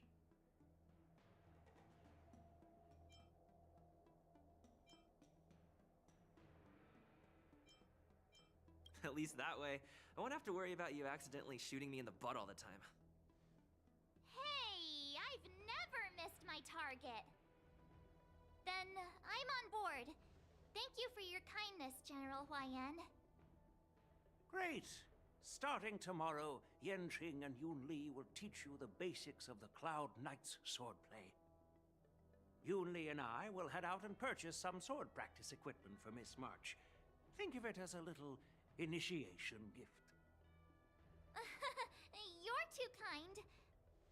Wait, you're giving me a gift? Shouldn't it be the other way around?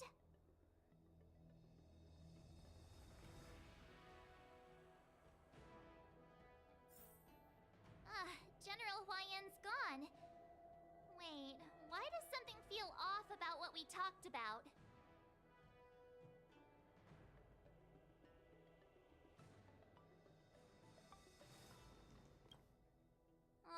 I think we strayed did things even get to this point?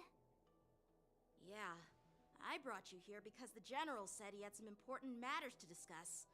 But how in the world did Yoon Lee and I suddenly become Miss March's swordplay mentors?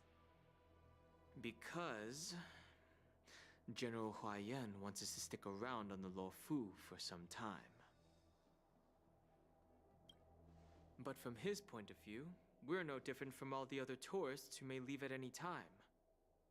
Since the crew's actions were mentioned in the Luofu's operations log were given to the Alliance, he probably wants to see firsthand if we're as capable as the report claims, or if we're just some made-up excuse to save face. And he wants to see it for himself during the war dance, which is why he even dragged Yun Li into this. What began as a simple contest between two sword masters has now evolved into you two collaborating to mentor March. Elder Huayan is still that tricky general who likes to give everyone a headache. My apologies. Truth be told, I invited all of you to the ceremony because I wished for you to act as my witnesses. I apologize for not disclosing this information earlier. In the coming weeks, I'll also invite all of you to a meeting with General Fei Xiao, where you may need to answer her questions and clear up any doubts she might have. So please, be prepared for the meeting.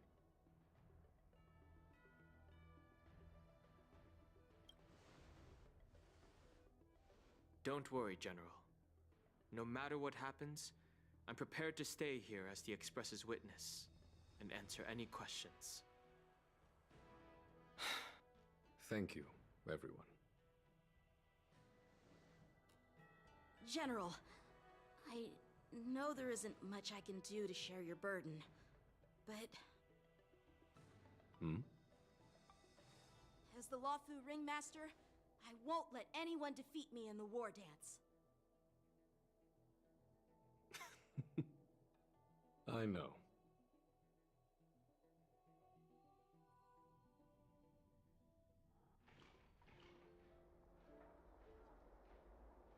The illustrious Merlin's Claw waiting for me? And for so long, too? It's quite an honor. It's been a while, General Fei Xiao. It's been 30 years since we last saw each other. Right, Yukong? Yes. Back then, you were the vanguard of the Yao Qing's Verdant Knights, and I was a pilot of the Luofu's Rainbow Orbit fleet. Who would have thought that upon meeting again, you'd be a general, and I'd have given up flying? Really does feel like a lifetime ago. Well, I wouldn't say I haven't seen you in 30 years. After all, your great victories are announced through the Yellow Bell resonance system every day. So I'm well aware of your great feats. How's your health holding up? Still stable, I suppose. Do you still remember the medic who saved me in battle? That healer with the odd name and peculiar temperament. What was his name again? Was it Pichu? Or Kachio? Jiao Cho. He's been my retainer and personal healer, delegated by the Alchemy Commission from the Xianzhou Yao Qing. Over the years, he's dedicated himself to managing my condition. It's thanks to him that I'm still in good health today. Given my background, I'm happy to have made it this far. I'm relieved to know that you're safe and sound. Well then, since you and Elder Huaiyan are here, I imagine you must have received orders from the Marshal? As your friend, may I ask how the Alliance intends to punish the General of the Luofu? The Arbor's rebirth has frightened the Elders who lurk behind the scenes. They fear the resurgence of abominations, much like what happened 30 years ago. Although the report from the Luofu explained all the details, we don't know if the Ruin Legion really invaded, or how exactly the Stellaron Hunters and the Astral Express became involved. This puzzle has many missing pieces. As you know, the fugitive Jing Liu, who mysteriously disappeared many years ago, has resurfaced. This time, she has brought along an outworlder and a coffin, claiming to offer the Marshal a method to fight against the Eons. The Lawfu Preceptor has also leveled accusations against Jing Yuan for neglecting the Alliance's principles. She asserts that Jing Yuan enabled the exiled Imbibitor Lunae to re-enter the Lawfu, thereby unlocking the lunarescent depths within Scale Gorge Waterscape, which in turn disrupted the Vidyadhara's dutiful watch over the Ambrosial Arbor. It is for these reasons that I have come here to the Lawfu today. Well, duty calls. Perhaps I shouldn't have mentioned all of this to an uninvolved person, but since we once fought together, I didn't want to keep you in the dark. Perhaps pretending you didn't hear any of this would be for the best. I understand. I'm sorry. I was out of line. I know I shouldn't be defending General Jing Yuan right now, but... well, you know how I am. The Lawfu has enjoyed centuries of stability since the end of the sedition of Imbibitor Lunae, much of which can be attributed to General Jing Yuan's masterful strategizing. Unfortunately, for a long-life species, enduring through the ages always culminates in a failure that undoes all previous achievements, a moment that our adversaries relish. That's true. And that's why I'm also here for another purpose. To visit Hule. Hule? You mean that Hule? The Borisin Warhead? The same Hule who has been imprisoned in the Shackling Prison for over 7 centuries? The nemesis of the Foxians who will never be forgiven and shall be imprisoned until the end of the cosmos. I can't quite remember the exact wording, but yes, the very same Hule. Usually, only emissaries from the Xianzhou Yaoqing Skyfaring Commission visit him once every century. Why do you have to visit him now, of all times? The Foxians and the Alliance made a pact to combat the abominations, aiming to achieve justice and free their kin. That werewolf monster is to be forever imprisoned in the dark recesses of the Shackling Prison, facing unending retribution. Given the situation on the Lawfu, those on the Yaoqing are concerned about Hule's imprisonment. I'm afraid that the routine visit every century is no longer sufficient to ease their concerns. That's why I was sent here, to reassure them. It's all bad news. Well, not everything. There might be a silver lining. Oh, by the way, I found some clues about the thing you asked for. Tell me more. The Verdant Knights followed the route you mentioned and discovered the wreckage of the Whistling Flame ship. Unfortunately, there were no survivors and no cargo. However, someone had already been on the scene before we arrived. Our people? Or someone from the IPC? No, neither. Yukong, have you heard of a person named Ron May?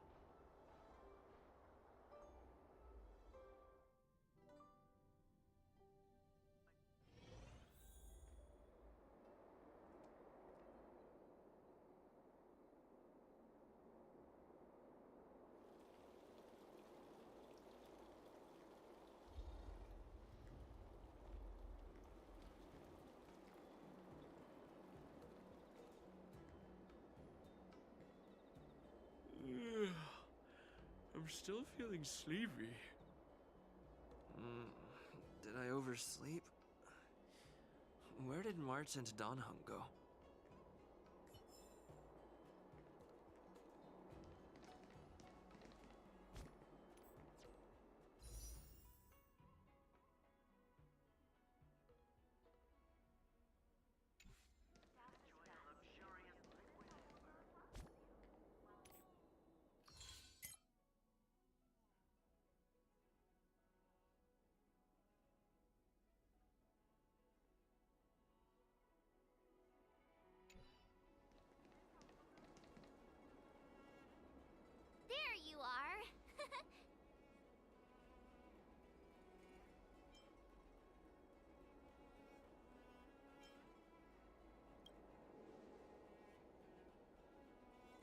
It's an honor to learn from you, Master Yanqing. Oh, in all those immersions and novels I watched, when apprentices want to pay their respects to their masters, they usually bring fancy gifts, kneel, and bow. I'm really sorry, but I haven't prepared anything yet. Hey, why are you blushing, Master Yanqing? This is, the first time someone has called me master. I need to, get used to it. Let me make it clear. Swordplay training is about improving your body, mind, and strength. It's not a casual game you can master overnight. I promised General Huayan that I'd teach you Cloud Knight swordplay, so you can participate in the war dance and defeat at least one opponent. I'll do my best, but if you break your master's rules...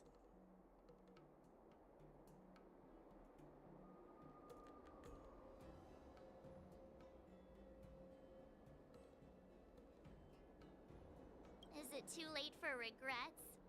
I'm already regretting my impulsive decision.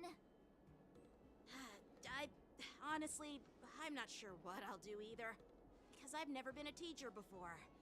So, Miss March, please behave and don't skip classes.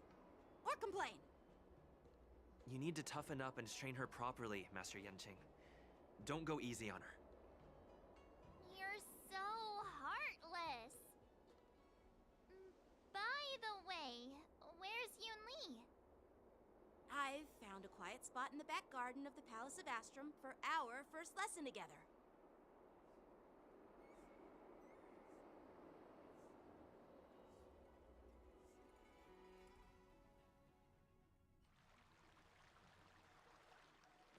Seriously?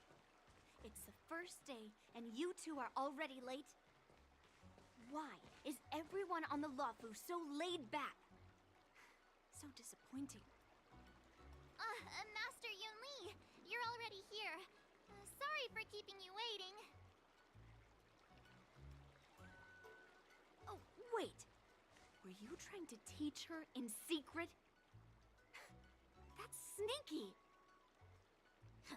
I'm just showing you what Luofu etiquette is all about. She might be my apprentice, but it's customary for the master to personally escort their apprentice to the place of learning. As the host, I'll be teaching Miss March the essence of Luofu swordplay, after which she'll emerge victorious in the war dance ring. You won't be complaining about Luofu swordplay then. Stand aside, rookie. Let me show you how we Zhuming sword masters treat their apprentices. Quickly, over here, Miss March. This is a reverse mentorship gift from me to you. I hope you put it to good use. What's this? Xianzhou clothing? It's so beautiful! Sword practice requires precise movements. This outfit is tailored to fit perfectly and allows for smooth movements. I even added some small accessories. I put a lot of thought into it. You're awesome, Master Yunli! See? See? How can you compete with me? I'll teach March 7th the essence of Zhuming swordplay so she can win the contest with my sword skills. Actually, I've prepared something too. Huh? You have a gift for me too, Master Yanqing? Since you want to learn swordplay, Miss March, you'll need suitable weapons. So, I went out of my way to prepare a pair of swords overnight. Unfortunately, I didn't have time to ask the craftsman to customize the swords for you, but I did my best to choose ones that look nice and are suitable for a beginner. I hope you like them, Miss March. Thank you, Master Yanqing! Bet you didn't see that one coming, did you, Yunli? The real competition is just getting started. I'm so lucky to have two great masters. But why does it feel like things are getting a bit weird?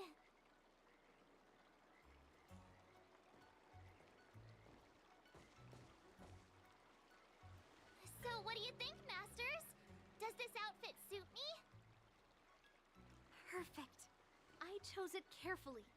It's perfect for beautiful young swordswomen like you and me. Alright, let's get started with the training. The person next to me is a Cloud Knight instructor I've brought in.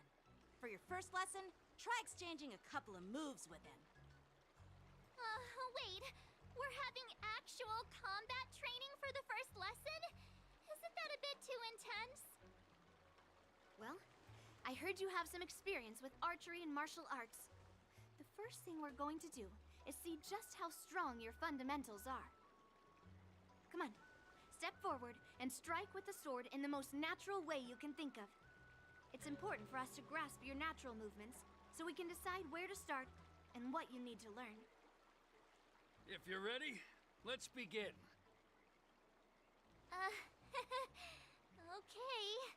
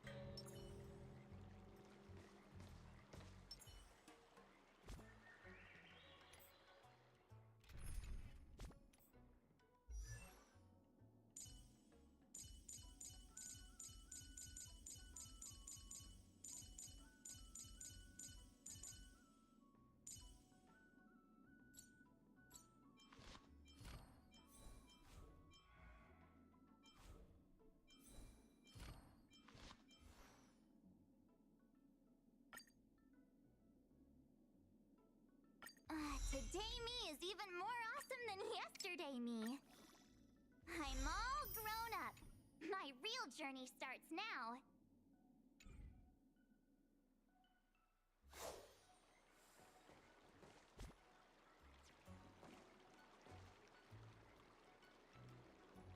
Are you ready? Yeah, I'm ready. But please go easy on me. Then I apologize in advance, Miss March.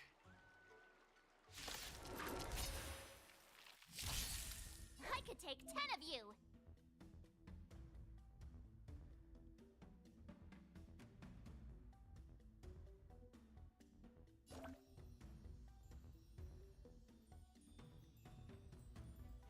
Oh, come on! Please, have some tea. Pay close attention, Miss March.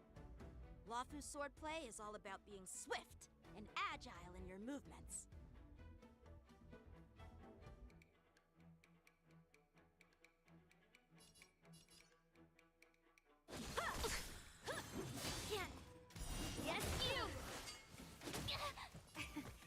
ignore him. Strength is everything. Right on time. Like this?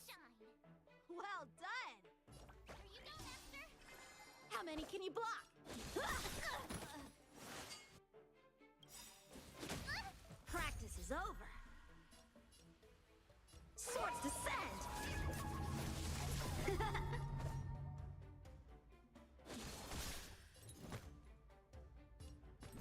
Slap! I could take 10 of you! Melt!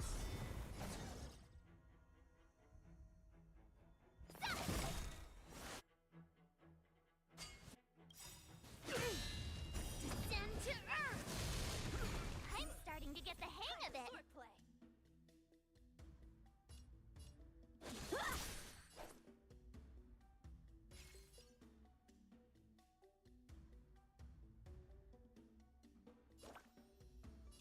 Nice job!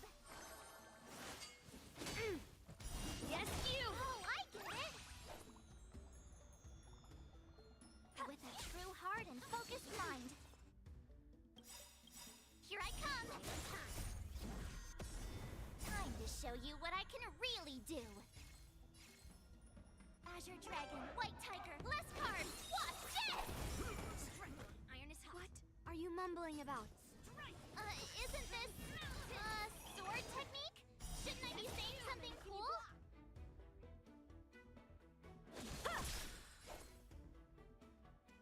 Yes!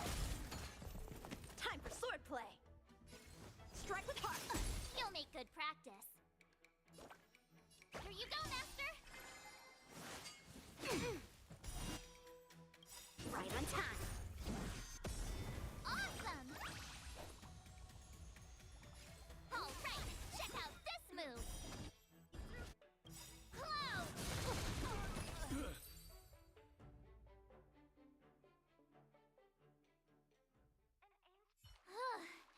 I didn't expect the first lesson to be so intense. Miss March has quick hands and a flexible body. She's a perfect fit for practicing Lawfu swordplay. However, she lacks strength, and her strikes were a bit unfocused. But don't worry, that's totally normal for beginners. Once she starts practicing Juming swordplay, she'll make heaps of progress. Given the situation, I believe Miss March should start by working on her footwork. Seriously, do you actually know anything about swordplay, or what? I could ask you the same thing. Dual swords require agility. So what's more important than footwork? Instead of focusing on her strengths, we should address her weaknesses. The drawback of wielding two swords is not generating enough force. What good is being quick on your feet if you don't have strength? It's not like we're dancing here. Skilled sword masters know how to play to their strengths and work on their weaknesses. Start with what you're good at, then tackle your weaknesses. That's the right way to learn. You're quite the theorist, huh? Theorist? You claim to be able to talk to swords. So what does that make you? A lunatic? Hey, it's only my first lesson, and you're already arguing. Come on, calm down, Masters. I'll have to improve both my footwork and strength anyway, so it doesn't matter which one comes first. But it does matter. Just listen to me, March 7th. Aww.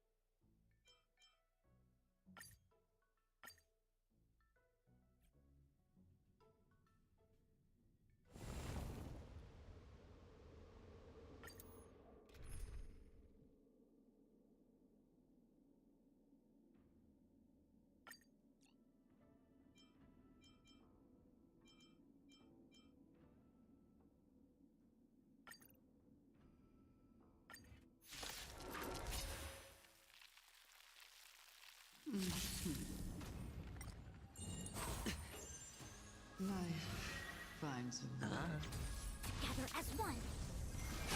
Break! Conflict is pitiless!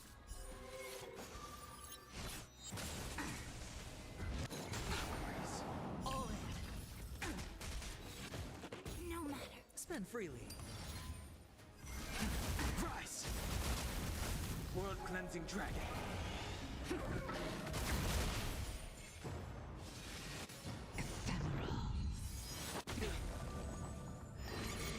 Watch your head. Bust. Or maybe I'll take it all. Human creations. Here, this thunder! No matter.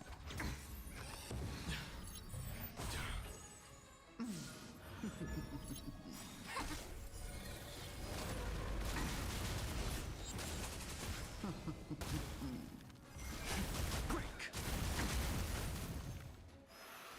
Dare you!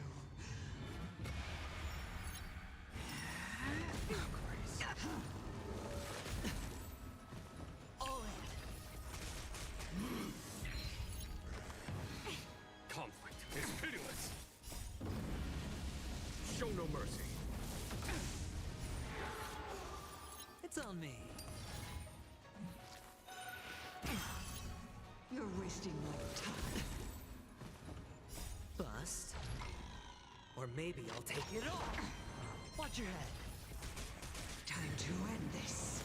How nice. Converge and awaken. World Cleansing Dragon.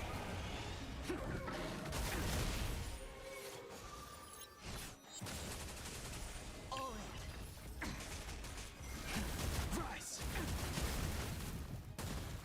Here, this thunder! Human creations. Break! I'm waiting.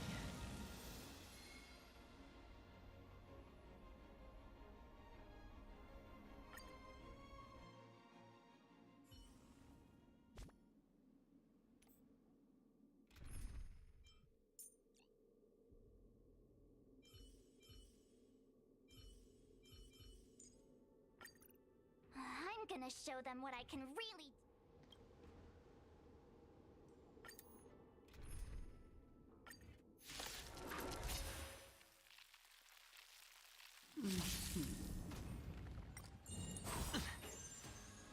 Bust. Or maybe I'll take it all. Watch your head. Nice job! Rise! World Cleansing Dragon.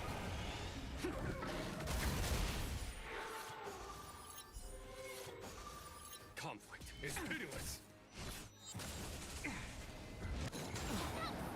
All in. Show no mercy! It's on me. Yeah! Azure Dragon, White Tiger, less cards! Watch this!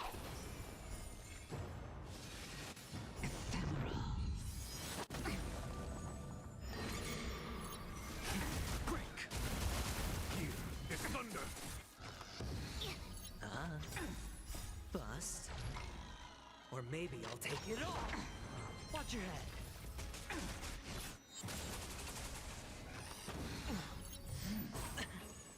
Power of the arbor.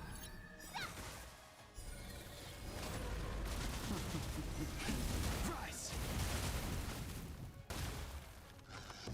No dirty Conflict tricks. is pitiless! Dare you?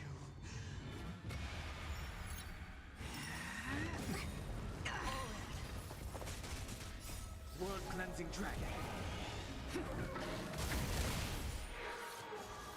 You're wasting my time. Our roots run deep. Awesome! Yeah, that was sneaky! Break! Spend freely. Yeah! Azure Dragon, White Tiger, less cards! Watch this!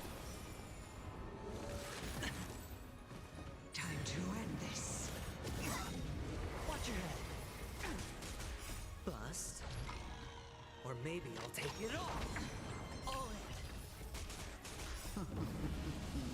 Show no mercy.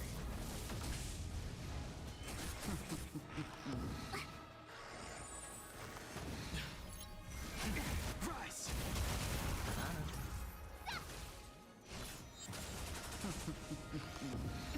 Conflict is pitiless. I'm waiting.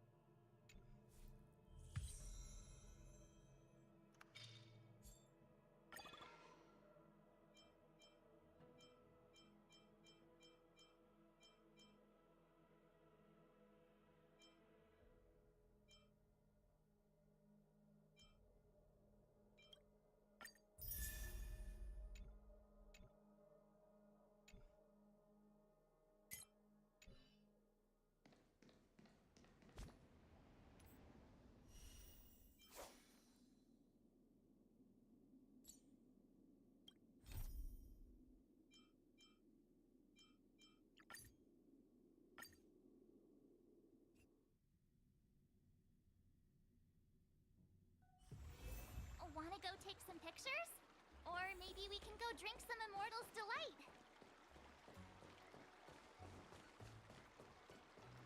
You say you like me?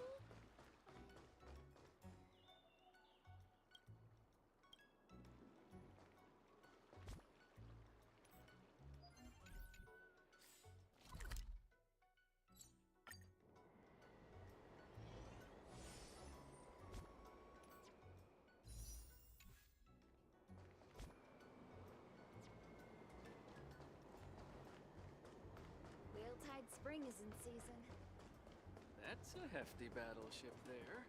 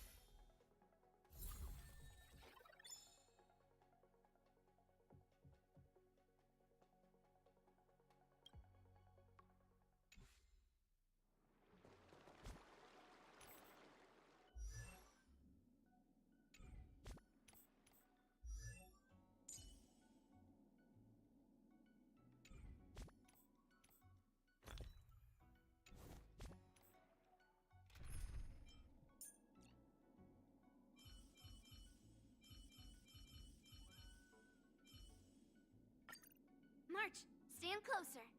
I'll teach you a few tricks for the battlefield.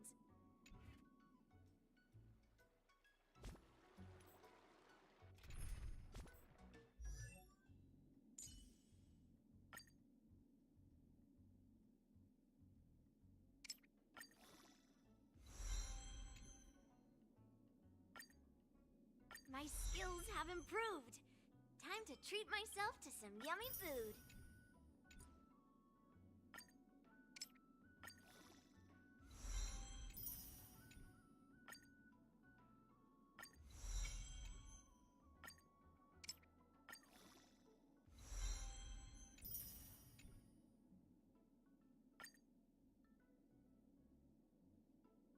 My skills have improved. Time to treat myself to some yummy food.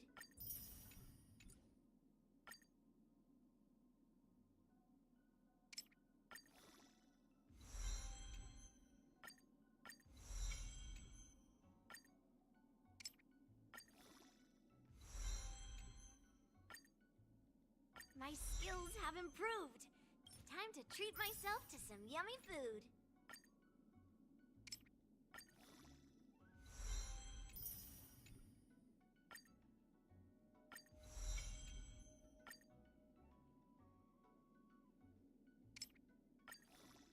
To finally hunt down and wipe out all cursed swords? I still have a long ways to go before then.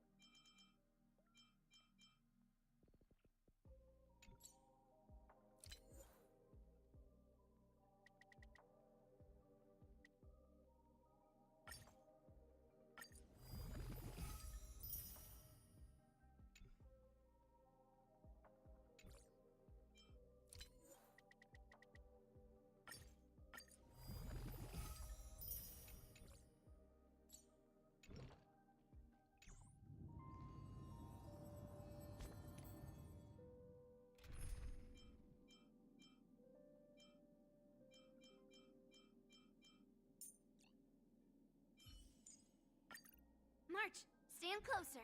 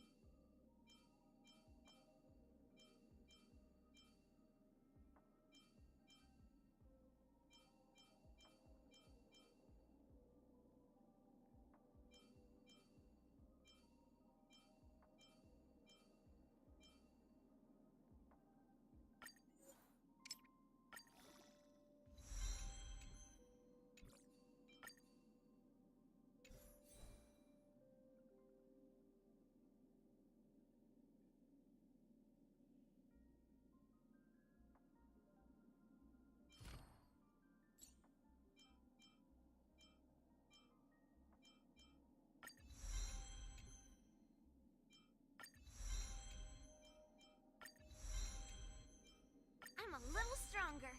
I can even hear my sword congratulating me.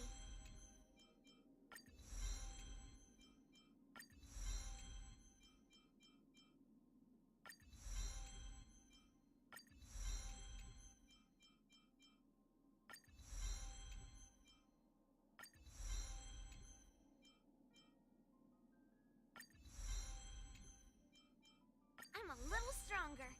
I can even hear my sword congratulating me.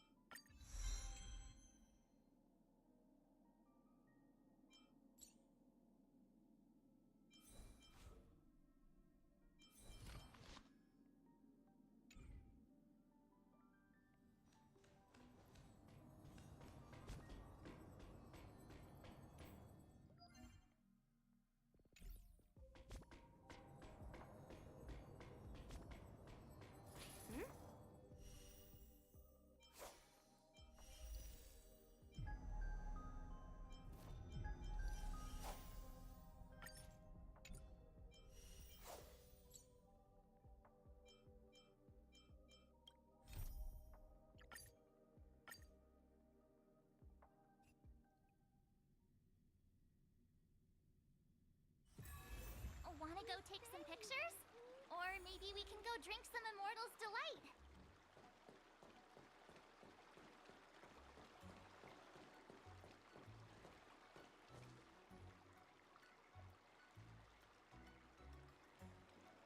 Dear Himeko, Mr. Yang, and Pom Pom, we're all good here on the Xianzhou Lafu, so no need to worry. By the way, how's your trip going? As for me, I've somehow become the apprentice to 2 Cloud Knight sword masters, and I've been honing my sword skills with their guidance. One of them is Yanqing, the boy we've all met before. The other is Yun Li, the granddaughter of General Hua Yan from the Xianzhou Juming. Both masters are super strict, giving me a real taste of how hard sword training can be. I tried to drag him into this, but he refused.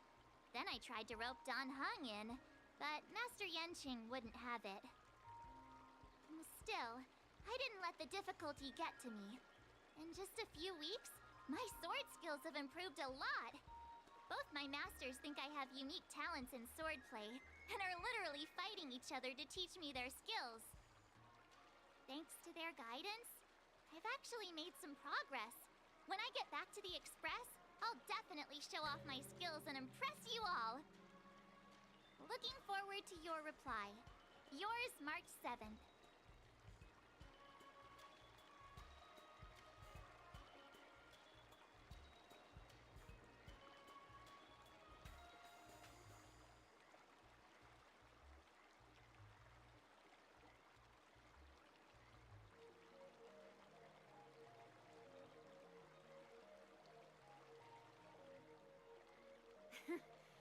Well done. Let's call it a day.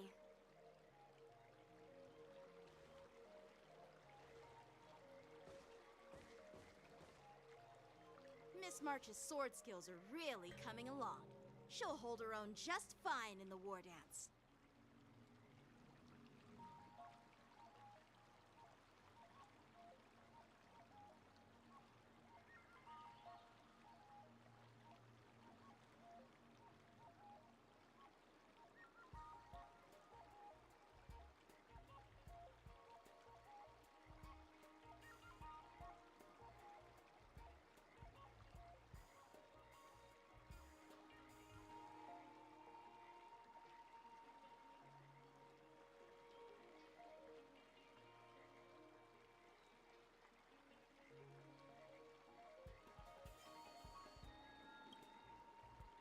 Just you wait and see. I'll show off my skills in the ring and win a match. I'll make both of you proud. Can you believe it? March 7th has actually become a pretty decent swordmaster in such a short time. Now I understand why Grandpa always had a grin on his face while training me. Are you sure he wasn't laughing at you?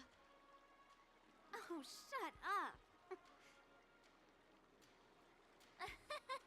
It's all thanks to your amazing guidance, Masters. Miss March, you're really getting the hang of wielding dual swords.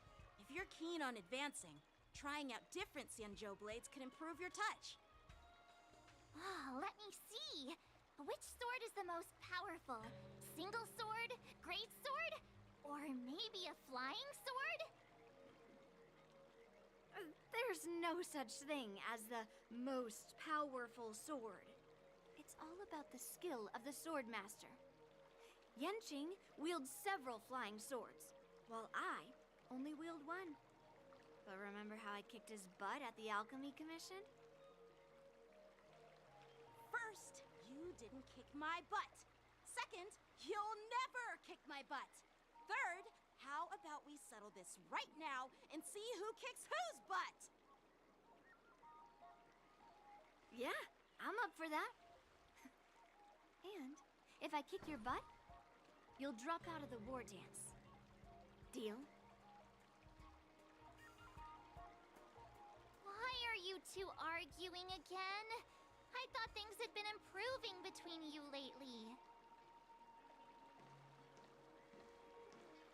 There was talk that the leading disciples of the Law Fu and Juming generals were supposed to face off in the war dance, but for some reason, they suddenly teamed up to train an apprentice of their own. Turns out, the rumors are true.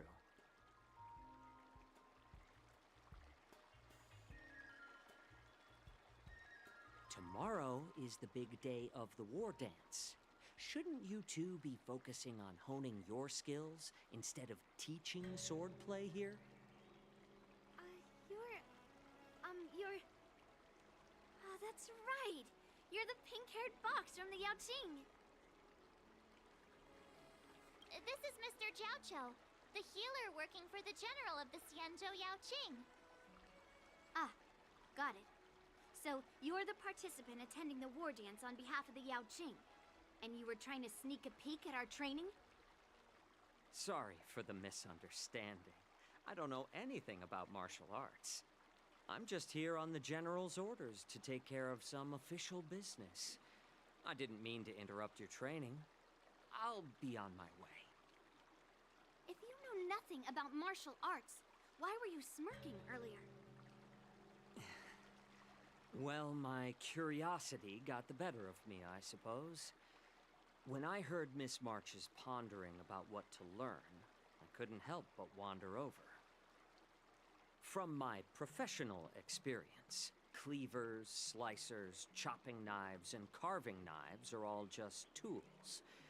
Kind of like frying, sautéing, boiling, and deep frying in cooking. They're just ways for people to show off their skills. How you use them really depends on the ingredients you're working with. It's like your sword teaching methods. If you align your ingredient, in other words, your apprentice's natural tendencies, with the right cooking method, by which I mean the teaching method that best suits her, she'll make double the progress in half the time. For example, golden eggplant tastes best when fried, cloud peppers when stir-fried, and yellow boulder beef when simmered. It's all about discovering the nature of the ingredients. Apprentice. All this talk about food is making me hungry. Aren't you a healer? Why are you talking about food? Well, it's just a metaphor. The medicinal school I follow on the Xianzhou Yaoqing is called the Ranja School, that specializes in food therapy. So it's only natural that I know a thing or two about cooking. So, you're the general's cook? I'm a healer. But anyway, a cook who isn't interested in health doesn't make for a good advisor. Fine, call me a cook if you want. Seeing the way you're looking at me, it's obvious you think I'm just some feeble academic who likes to blabber on about martial arts. But, in reality, I know a thing or two about killing. After all, the art of healing inherently encompasses both life and death.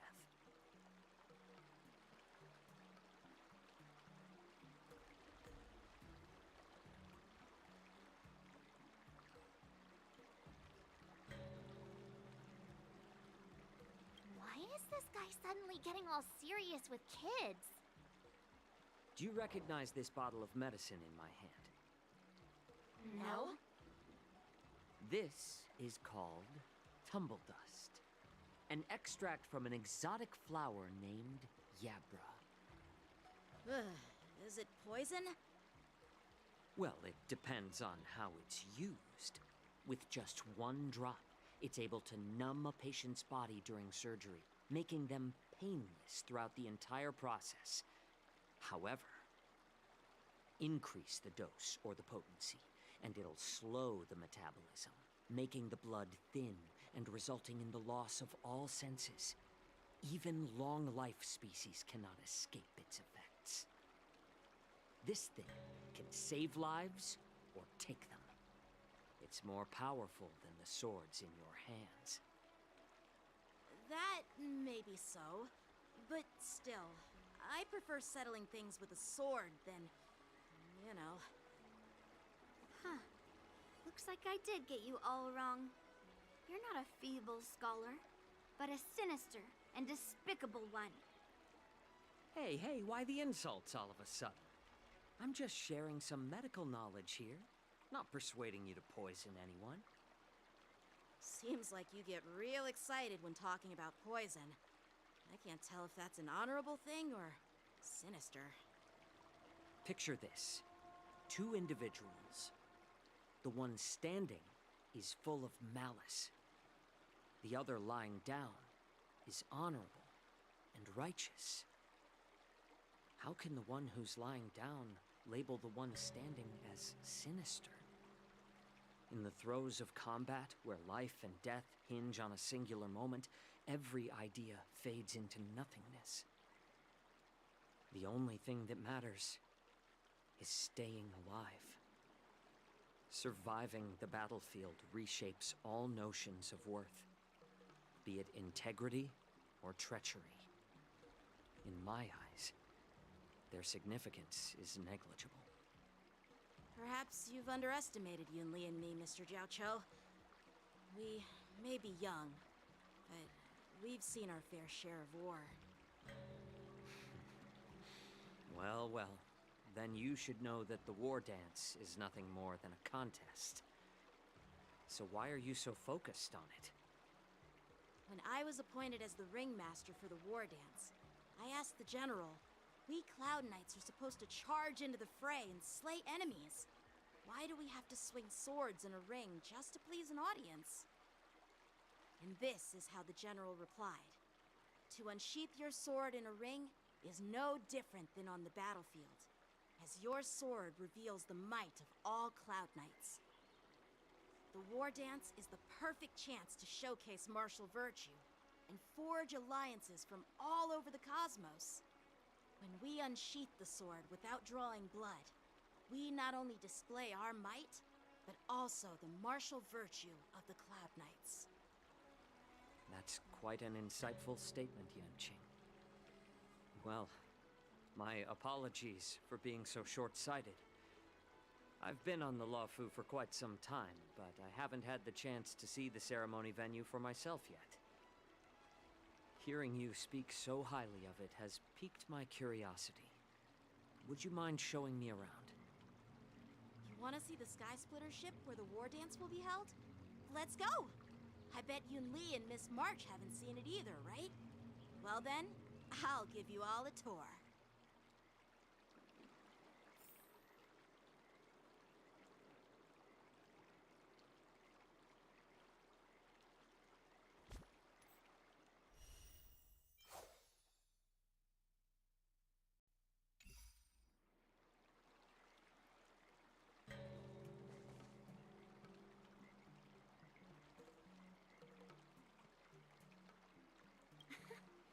Can you believe it?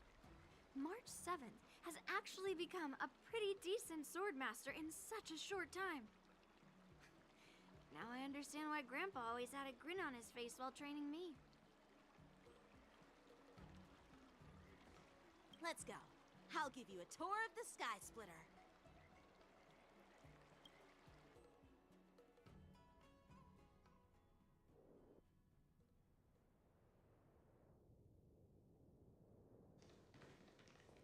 Looks like a lot of other visitors have also come to catch a glimpse of the Sky Splitter.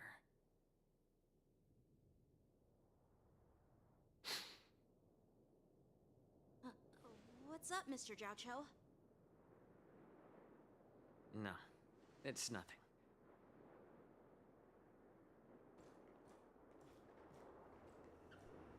Do you see that airship in the distance? That's the Sky Splitter, the venue for the war dance ceremony.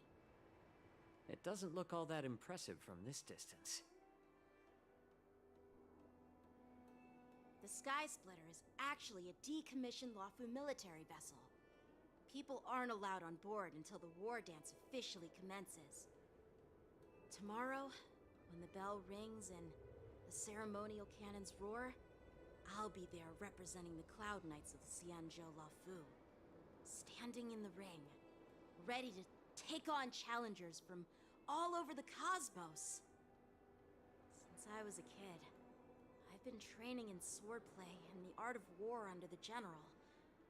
Every day, I'd swing my sword 10,000 times, and then thrust it 10,000 times, repeating the process over and over.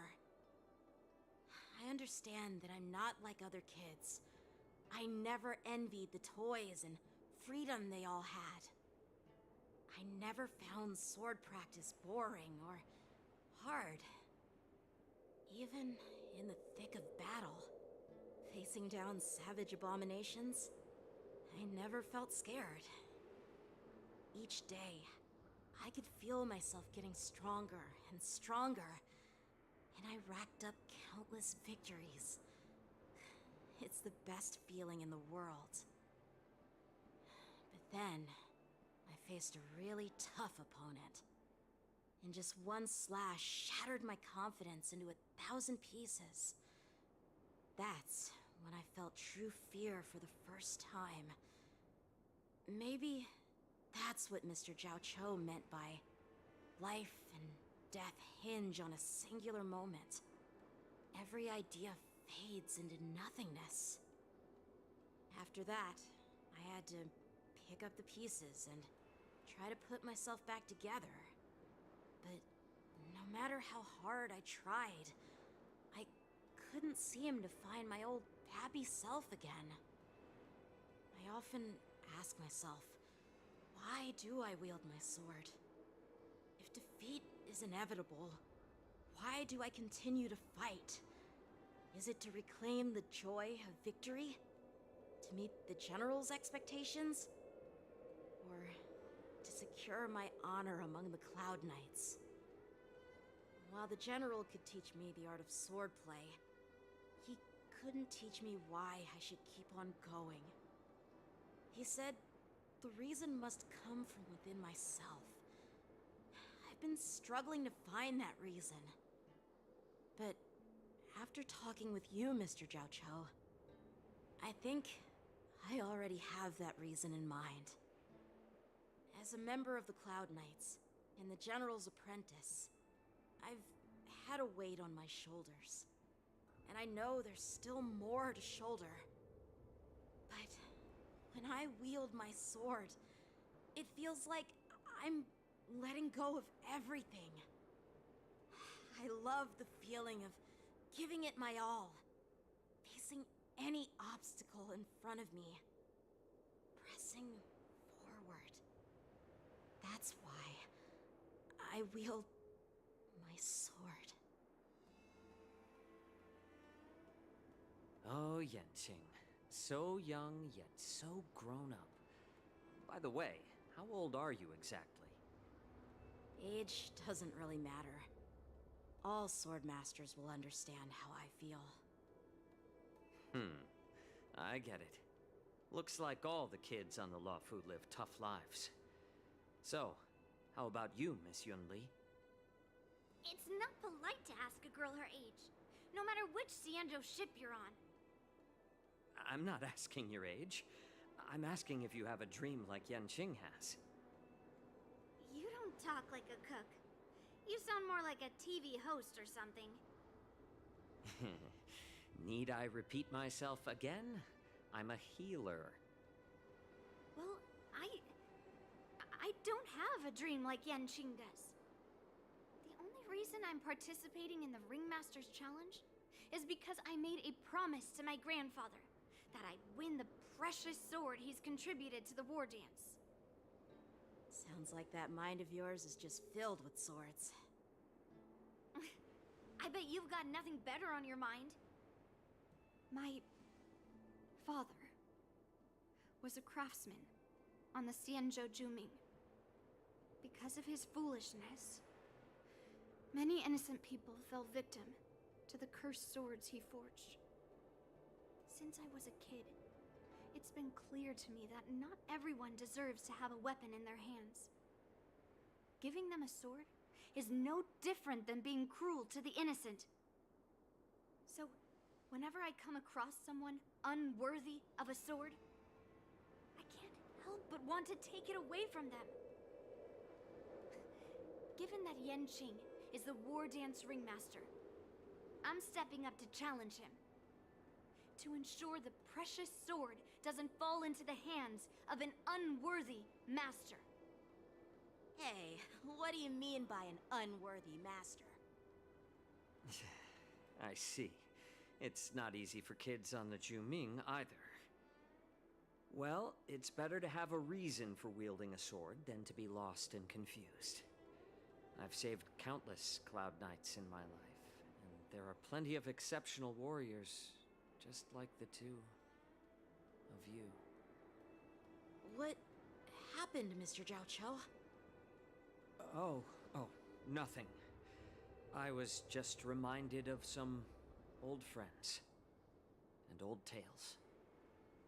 Judging from my professional perspective as a healer, both of you possess remarkable vitality. Your energies flow like raging fires and mighty gales. The upcoming fight will definitely be impressive. Well, we've seen the Sky Splitter and toured the Stargazer Navalia. I guess it's time to say goodbye for now. What? You're leaving already? But you haven't asked me about my dreams. I've been working hard too, you know. It's getting late, Miss March. Unlike you lot, I'm a grown-up bound by responsibilities and duties. The tasks entrusted to me by the General won't complete themselves. By the way, Yanqing, is it normal to have so many people wandering around in an automated area like the Stargazer Navalia? Actually, this is a restricted area. But since you're all guests, I made an exception, so you could take a look around. I understand. Well, I'll take my leave. I wish you both the best of luck in the ring tomorrow.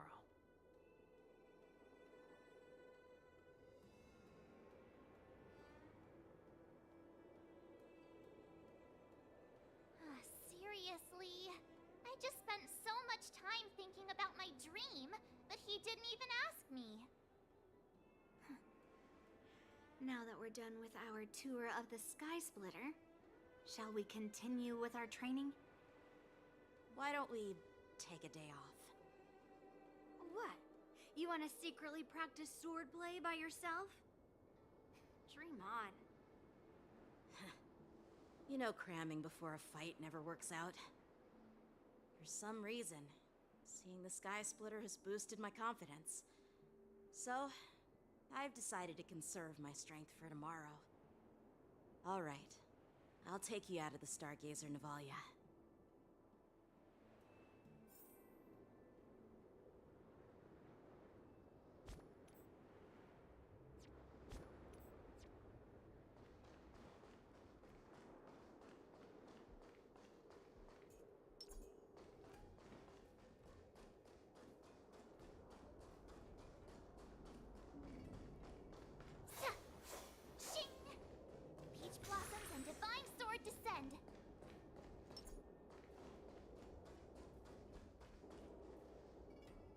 Just shut up, Red Fang. This is not a beast ship. I need some time to take care of things. You willingly donned the skin of a lowly beast to join this mission, dedicating yourself to our glorious cause. And now you're telling me you can't handle it? Do you realize how many ships we need? I'm doing my best, all right? It takes time to figure all this out. When the guns go off tomorrow, all eyes will be on it. That'll be our only chance. How's that? Who's there?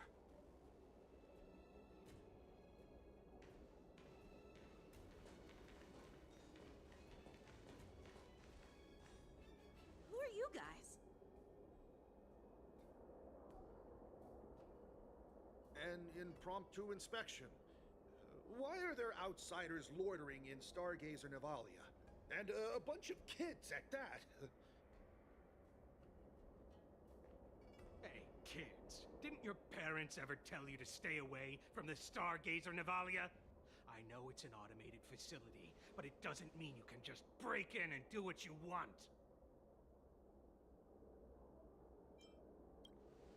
First of all, I'm an adult. Second, I didn't just break in. Yeah, we flew here on a star skiff. Like, whoosh! Well, I'm not trying to tell you off, but this place is off limits to the public, you know? Big sis, let's go. I want to play in Everhunt Plains.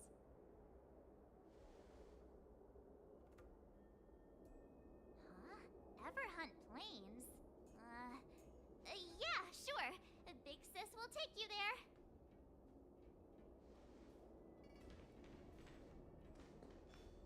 Shuha! You should have let me.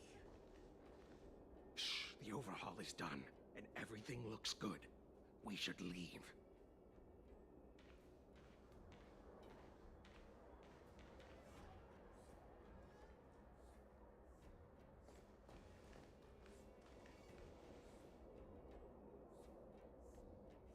Could you repeat what you just said, Yenching? What did I say?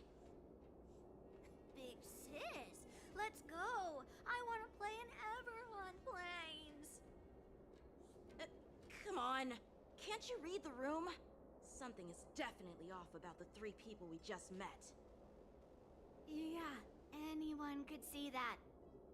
I just wanted to hear you say it again. That pink-haired fox tried to say something. I'm pretty sure he sensed something fishy. Since he's not familiar with this place, he just dropped us a hint. But you didn't seem to be paying attention at all. I knew that from the beginning.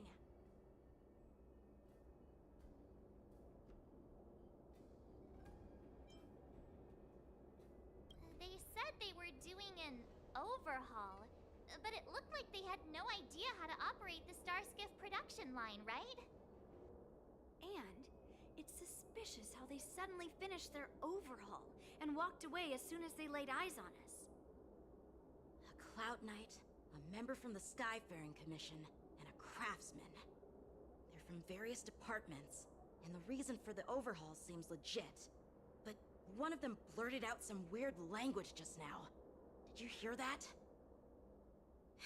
I have a feeling that if we secretly tail them, we'll definitely catch these guys in the act. Follow my lead, and be careful not to blow our cover.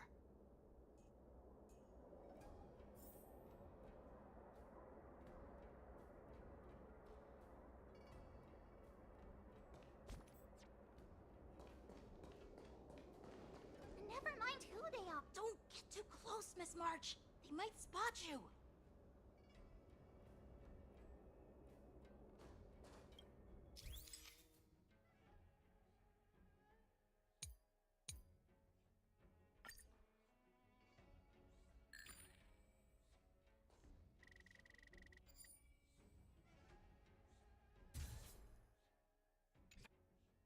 We should have just killed those lowly beasts. Those little brats won't take up much space. There are boxes all over this place. Just dump them into one and no one will notice. Cut the theatrics, Urlock. Even the slightest slip-up could interfere with Lord Moktok's plans. So where are we heading next? To check the freight skiffs. We've got a lot of preparations to do. Also, don't forget to take those crates with you. Weapons, supplies. We've got to be well prepared. Otherwise, we're screwed. So, are they smugglers? What exactly are they up to? I have no clue, but they seem to be moving those crates. I've got an idea. We can hide inside the crates and follow them.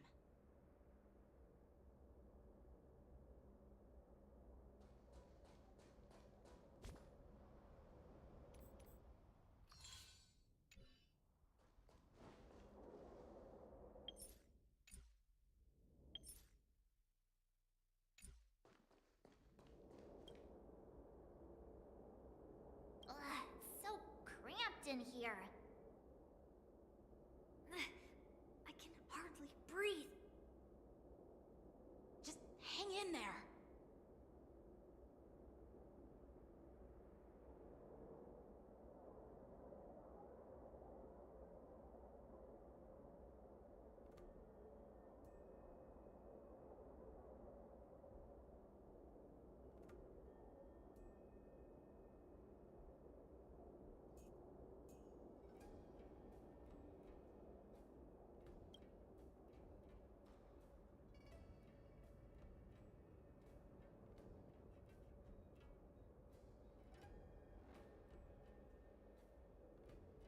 let's just put the cargo here for now, all right? Then we'll move on to inspect the ships. Lord Moktok said that as soon as we're done, we're to board the freight skiff and leave this place. Don't worry, I've changed the shipping schedule. You two, come with me. Is it just me? I keep smelling that stench of lowly beasts everywhere we go. Don't be so paranoid.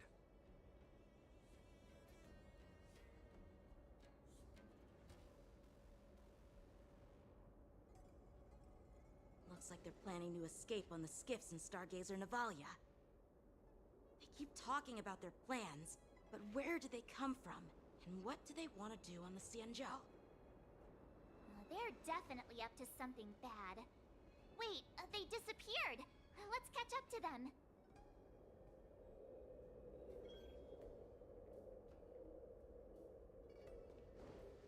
Tread softly, breathe quietly, and make sure to keep an eye on them.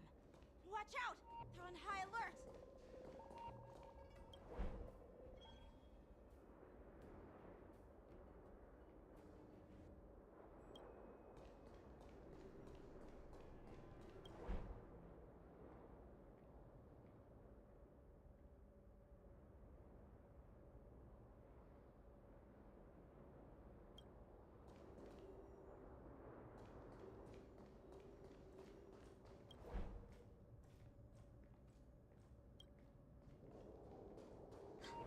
Did he spot us? Quickly, hide!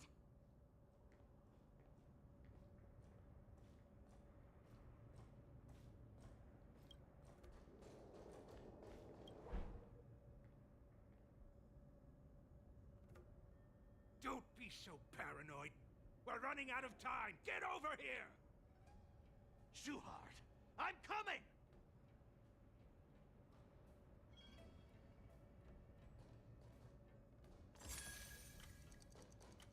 They're leaving.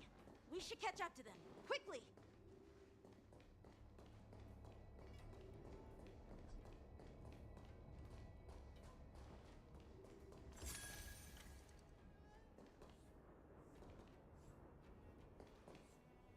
What are they up to?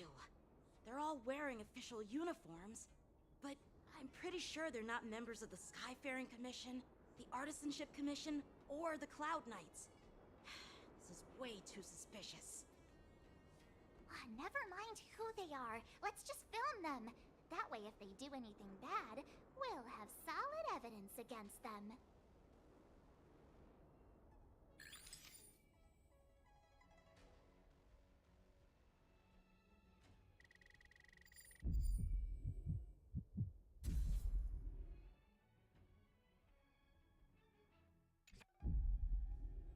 Look at this. A freight star skiff with enough room to fit at least 20 of my men. I'll let the others know and have them prepare more star skiffs. Once we're past the checkpoint, there will be beast ships waiting for us. Lord Moktok is ready. The revival of our ancient bloodline all hinges on this operation. What did he just say? Beast ships?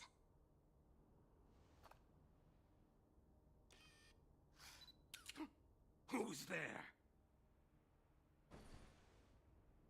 It's those brats! I told you to get rid of them, but you didn't listen, you idiot! Wipe them all out!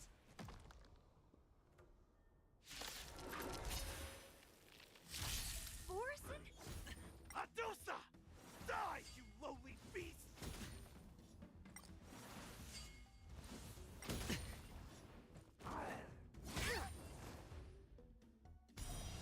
Yes, you! Watch your head.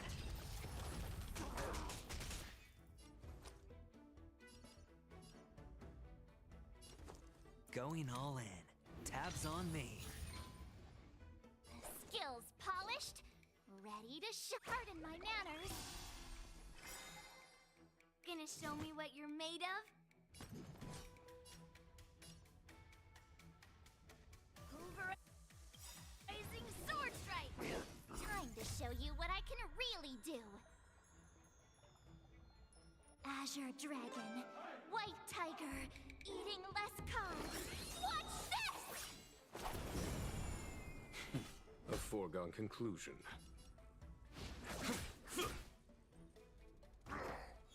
No dirty tricks, all right?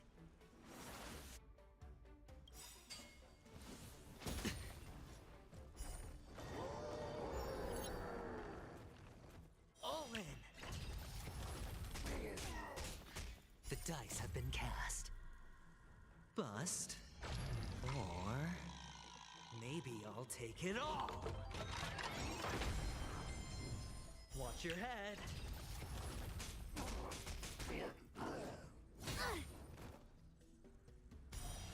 Right on time.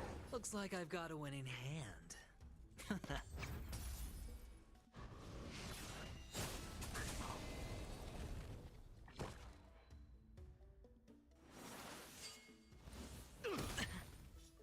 All in.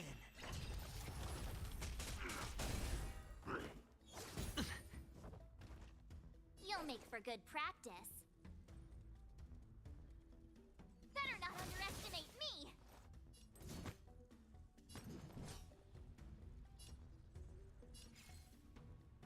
Rock-shattering slash!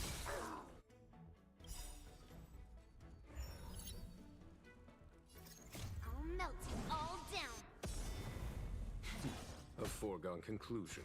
Conflict is pitiless. Time for the master stroke. Radiant spirit, heed my word. Show no mercy!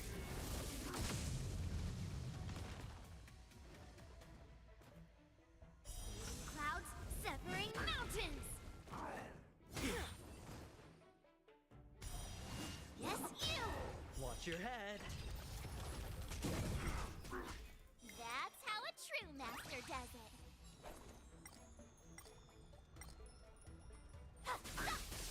Sure, I'll play along.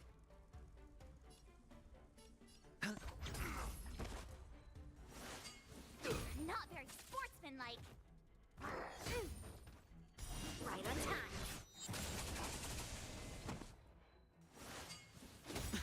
Oh. The dice have been cast. Bust. Or maybe I'll take it all. What are you made of? Strike! Here, the thunder! I could take 10 of you.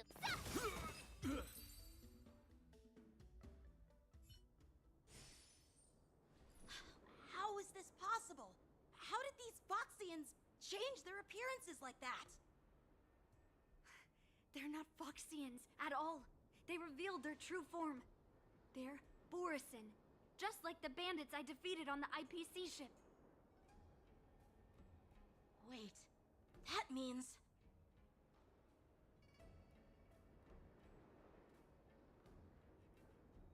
Well, how did the Borisin manage to infiltrate the Cienjo? It's not just a simple disguise of wearing our clothing and shaving their whiskers. They're somehow able to alter their appearance to be indistinguishable from Foxians. They even have official IDs for the Skyfaring Commission, the Artisanship Commission, and even the Cloud Knights? Let me check this fake Cloud Knight's tag. Maybe it'll give us some clues. Lujun, an officer of the Patrol Defense Squad? Wait! What's the matter? I encountered a patrol officer named Lujun before. It was a few weeks ago, when we were transporting the Borisin prisoners. If they can forge official identities and move around the Cienjo without raising suspicion... Oh no, this is bad. Even worse. If you find one cockroach on the Express, it usually means... There are more Borisin hiding on the Cienjo. I bet their plan is much bigger than just stealing information. We've got to report this to the Seat of Divine Foresight.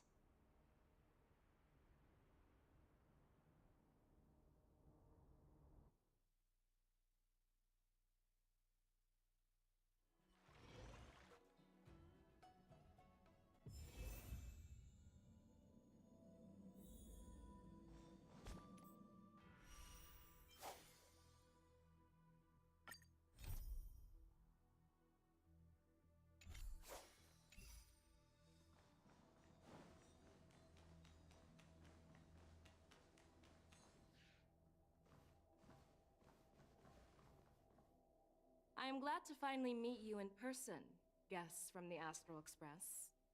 I'm Fei Xiao, the General of the Xianzhou Yao Cheng. Let me introduce our guest to you. The one dressed in green. He's the reincarnation of Imbibitor Lune, and the person behind him is the newest member of the crew. I've heard a lot about you. Outside the reports from the Law Fu, the Skyfaring Commission of the Yaoqing has also gathered plenty of information about both of you. I've been eager to meet you face to face for reasons that I'm sure General Jing Yuan has explained, right?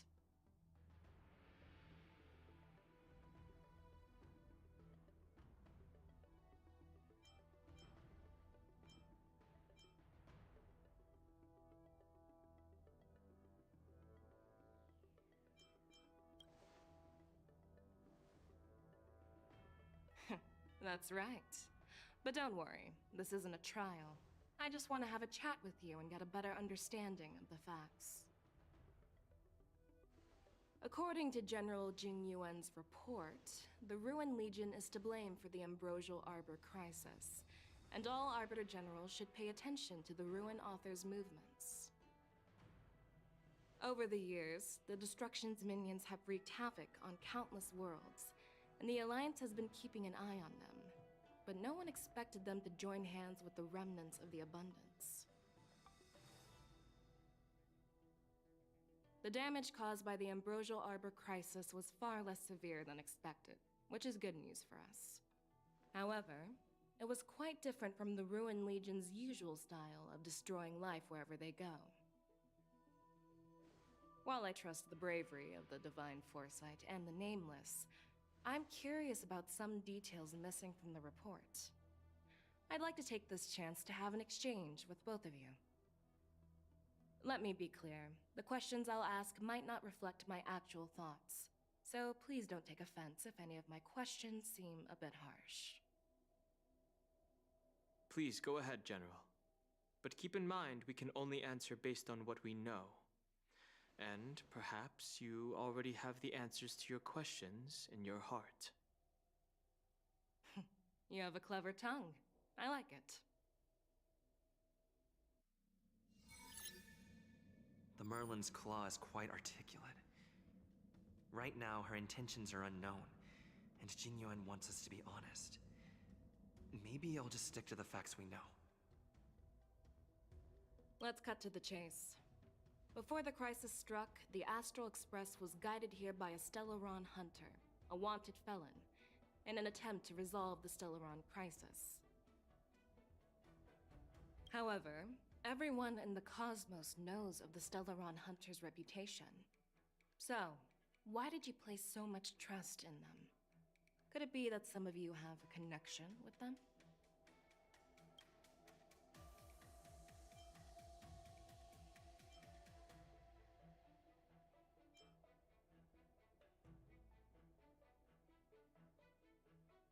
Rumor has it that Elio, the leader of the Stellaron Hunters, possesses the power to see into the future. He foresaw that the Xianzhou and the Express would have important roles to play in the war against Nanook. That's why we were lured here to the Lafu, to deal with the Stellaron crisis and fulfill the prophecy. General Jing Yuan believes in this prophecy too, as mentioned in the report. I'm curious why you didn't question it at all. Could it be because one of the Stellaron hunters is actually an old acquaintance of General Jing Yuan?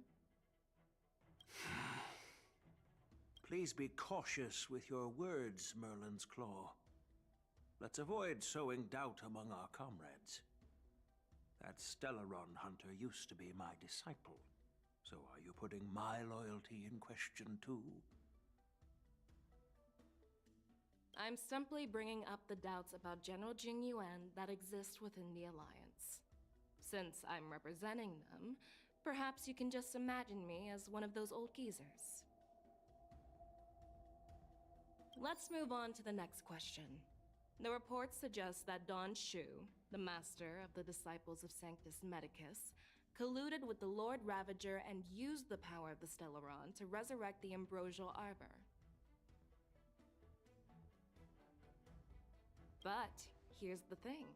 Dawn Shu was just a chief alchemist. Even if she colluded with our enemies and summoned the Stellaron, how did she manage to bypass the Videodora guards around the Ambrosial Arbor?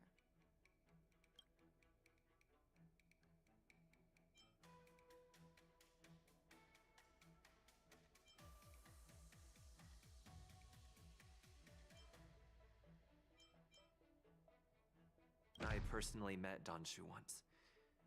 Her closest friend was killed during the war on the Fanghu, and she harbored deep hatred towards the hunt. So she spent years making preparations in the Alchemy Commission, in order to take revenge on the Xianzhou. Revenge is also a form of the hunt.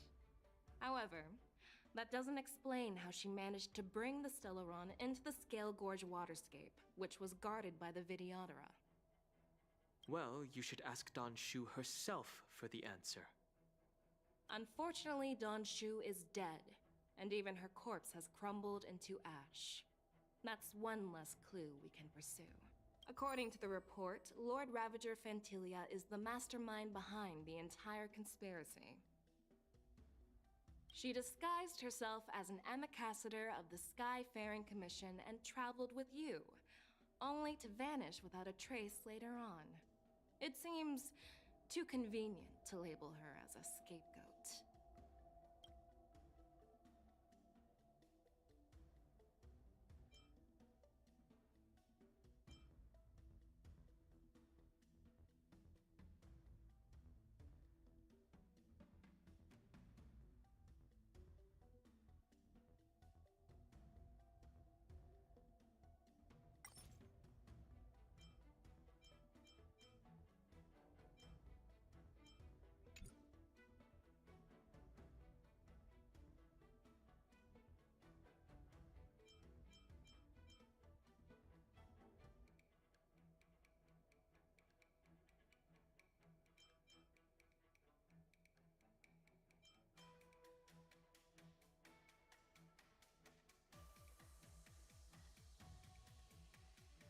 I was there, fighting Fantilia alongside General Jingyuan, but she absorbed the power of the Ambrosial Arbor and gained an almost indestructible physical form.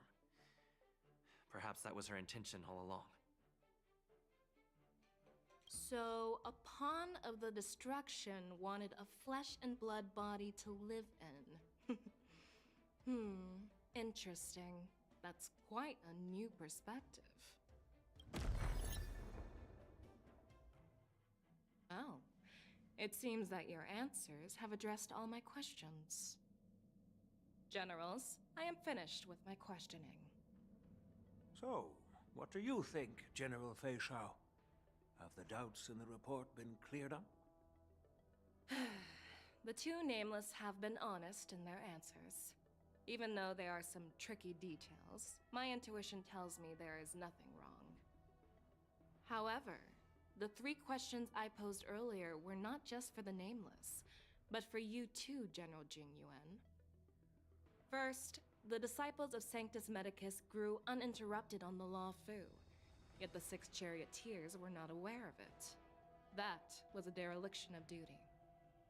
Second, you believed in the Stellaron Hunter's prophecy and entrusted outsiders to solve the crisis, even granting them access to the Plague Mark. That was a dereliction of responsibility. Third, you insist on holding the war dance right after the Ambrosial Arbor crisis, putting the Lawfu back in the spotlight. That is a dereliction of wisdom. Merlin's Claw. Is this your line of thinking, or the 10 Lords? From the moment I walked in, I made it clear that the questions I'd ask might not reflect my actual thoughts. The disciples of Sanctus Medicus were deeply rooted and had been plotting for a long time. I admit it was my negligence for not noticing it earlier. As for the Stellaron Hunter's prophecy, I didn't believe all of it, but in the end, the Law Fu did survive the Ambrosial Arbor crisis. So, I think it's safe to say that Elio's prophecy about the future holds some merit. And as for the war dance, Do you think I'm unaware of the risks? However, risks can also be opportunities. The Law Fu has lain low for too long. I believe it's time to stir up the dregs hidden in the depths and wash them away once and for all.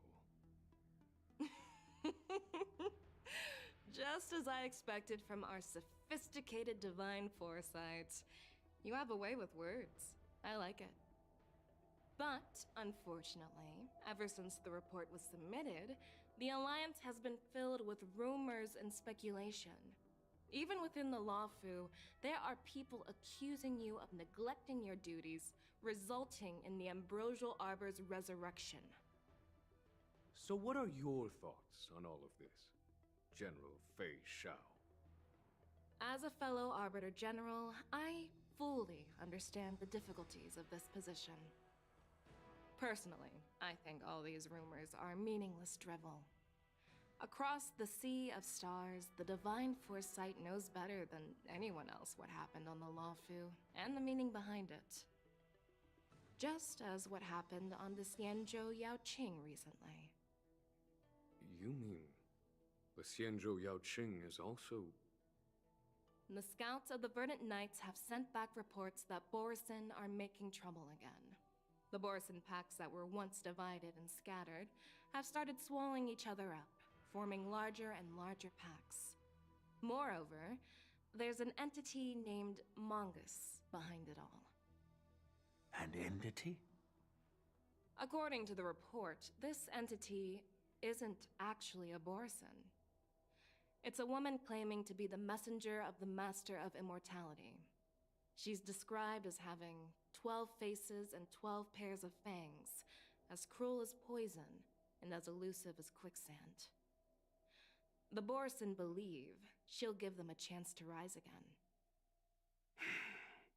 That's Ventilia. That's right. You're lucky that I'm the one who came this time. If it were the Patina Justice or the Seer Strategist, this conversation might not be so friendly.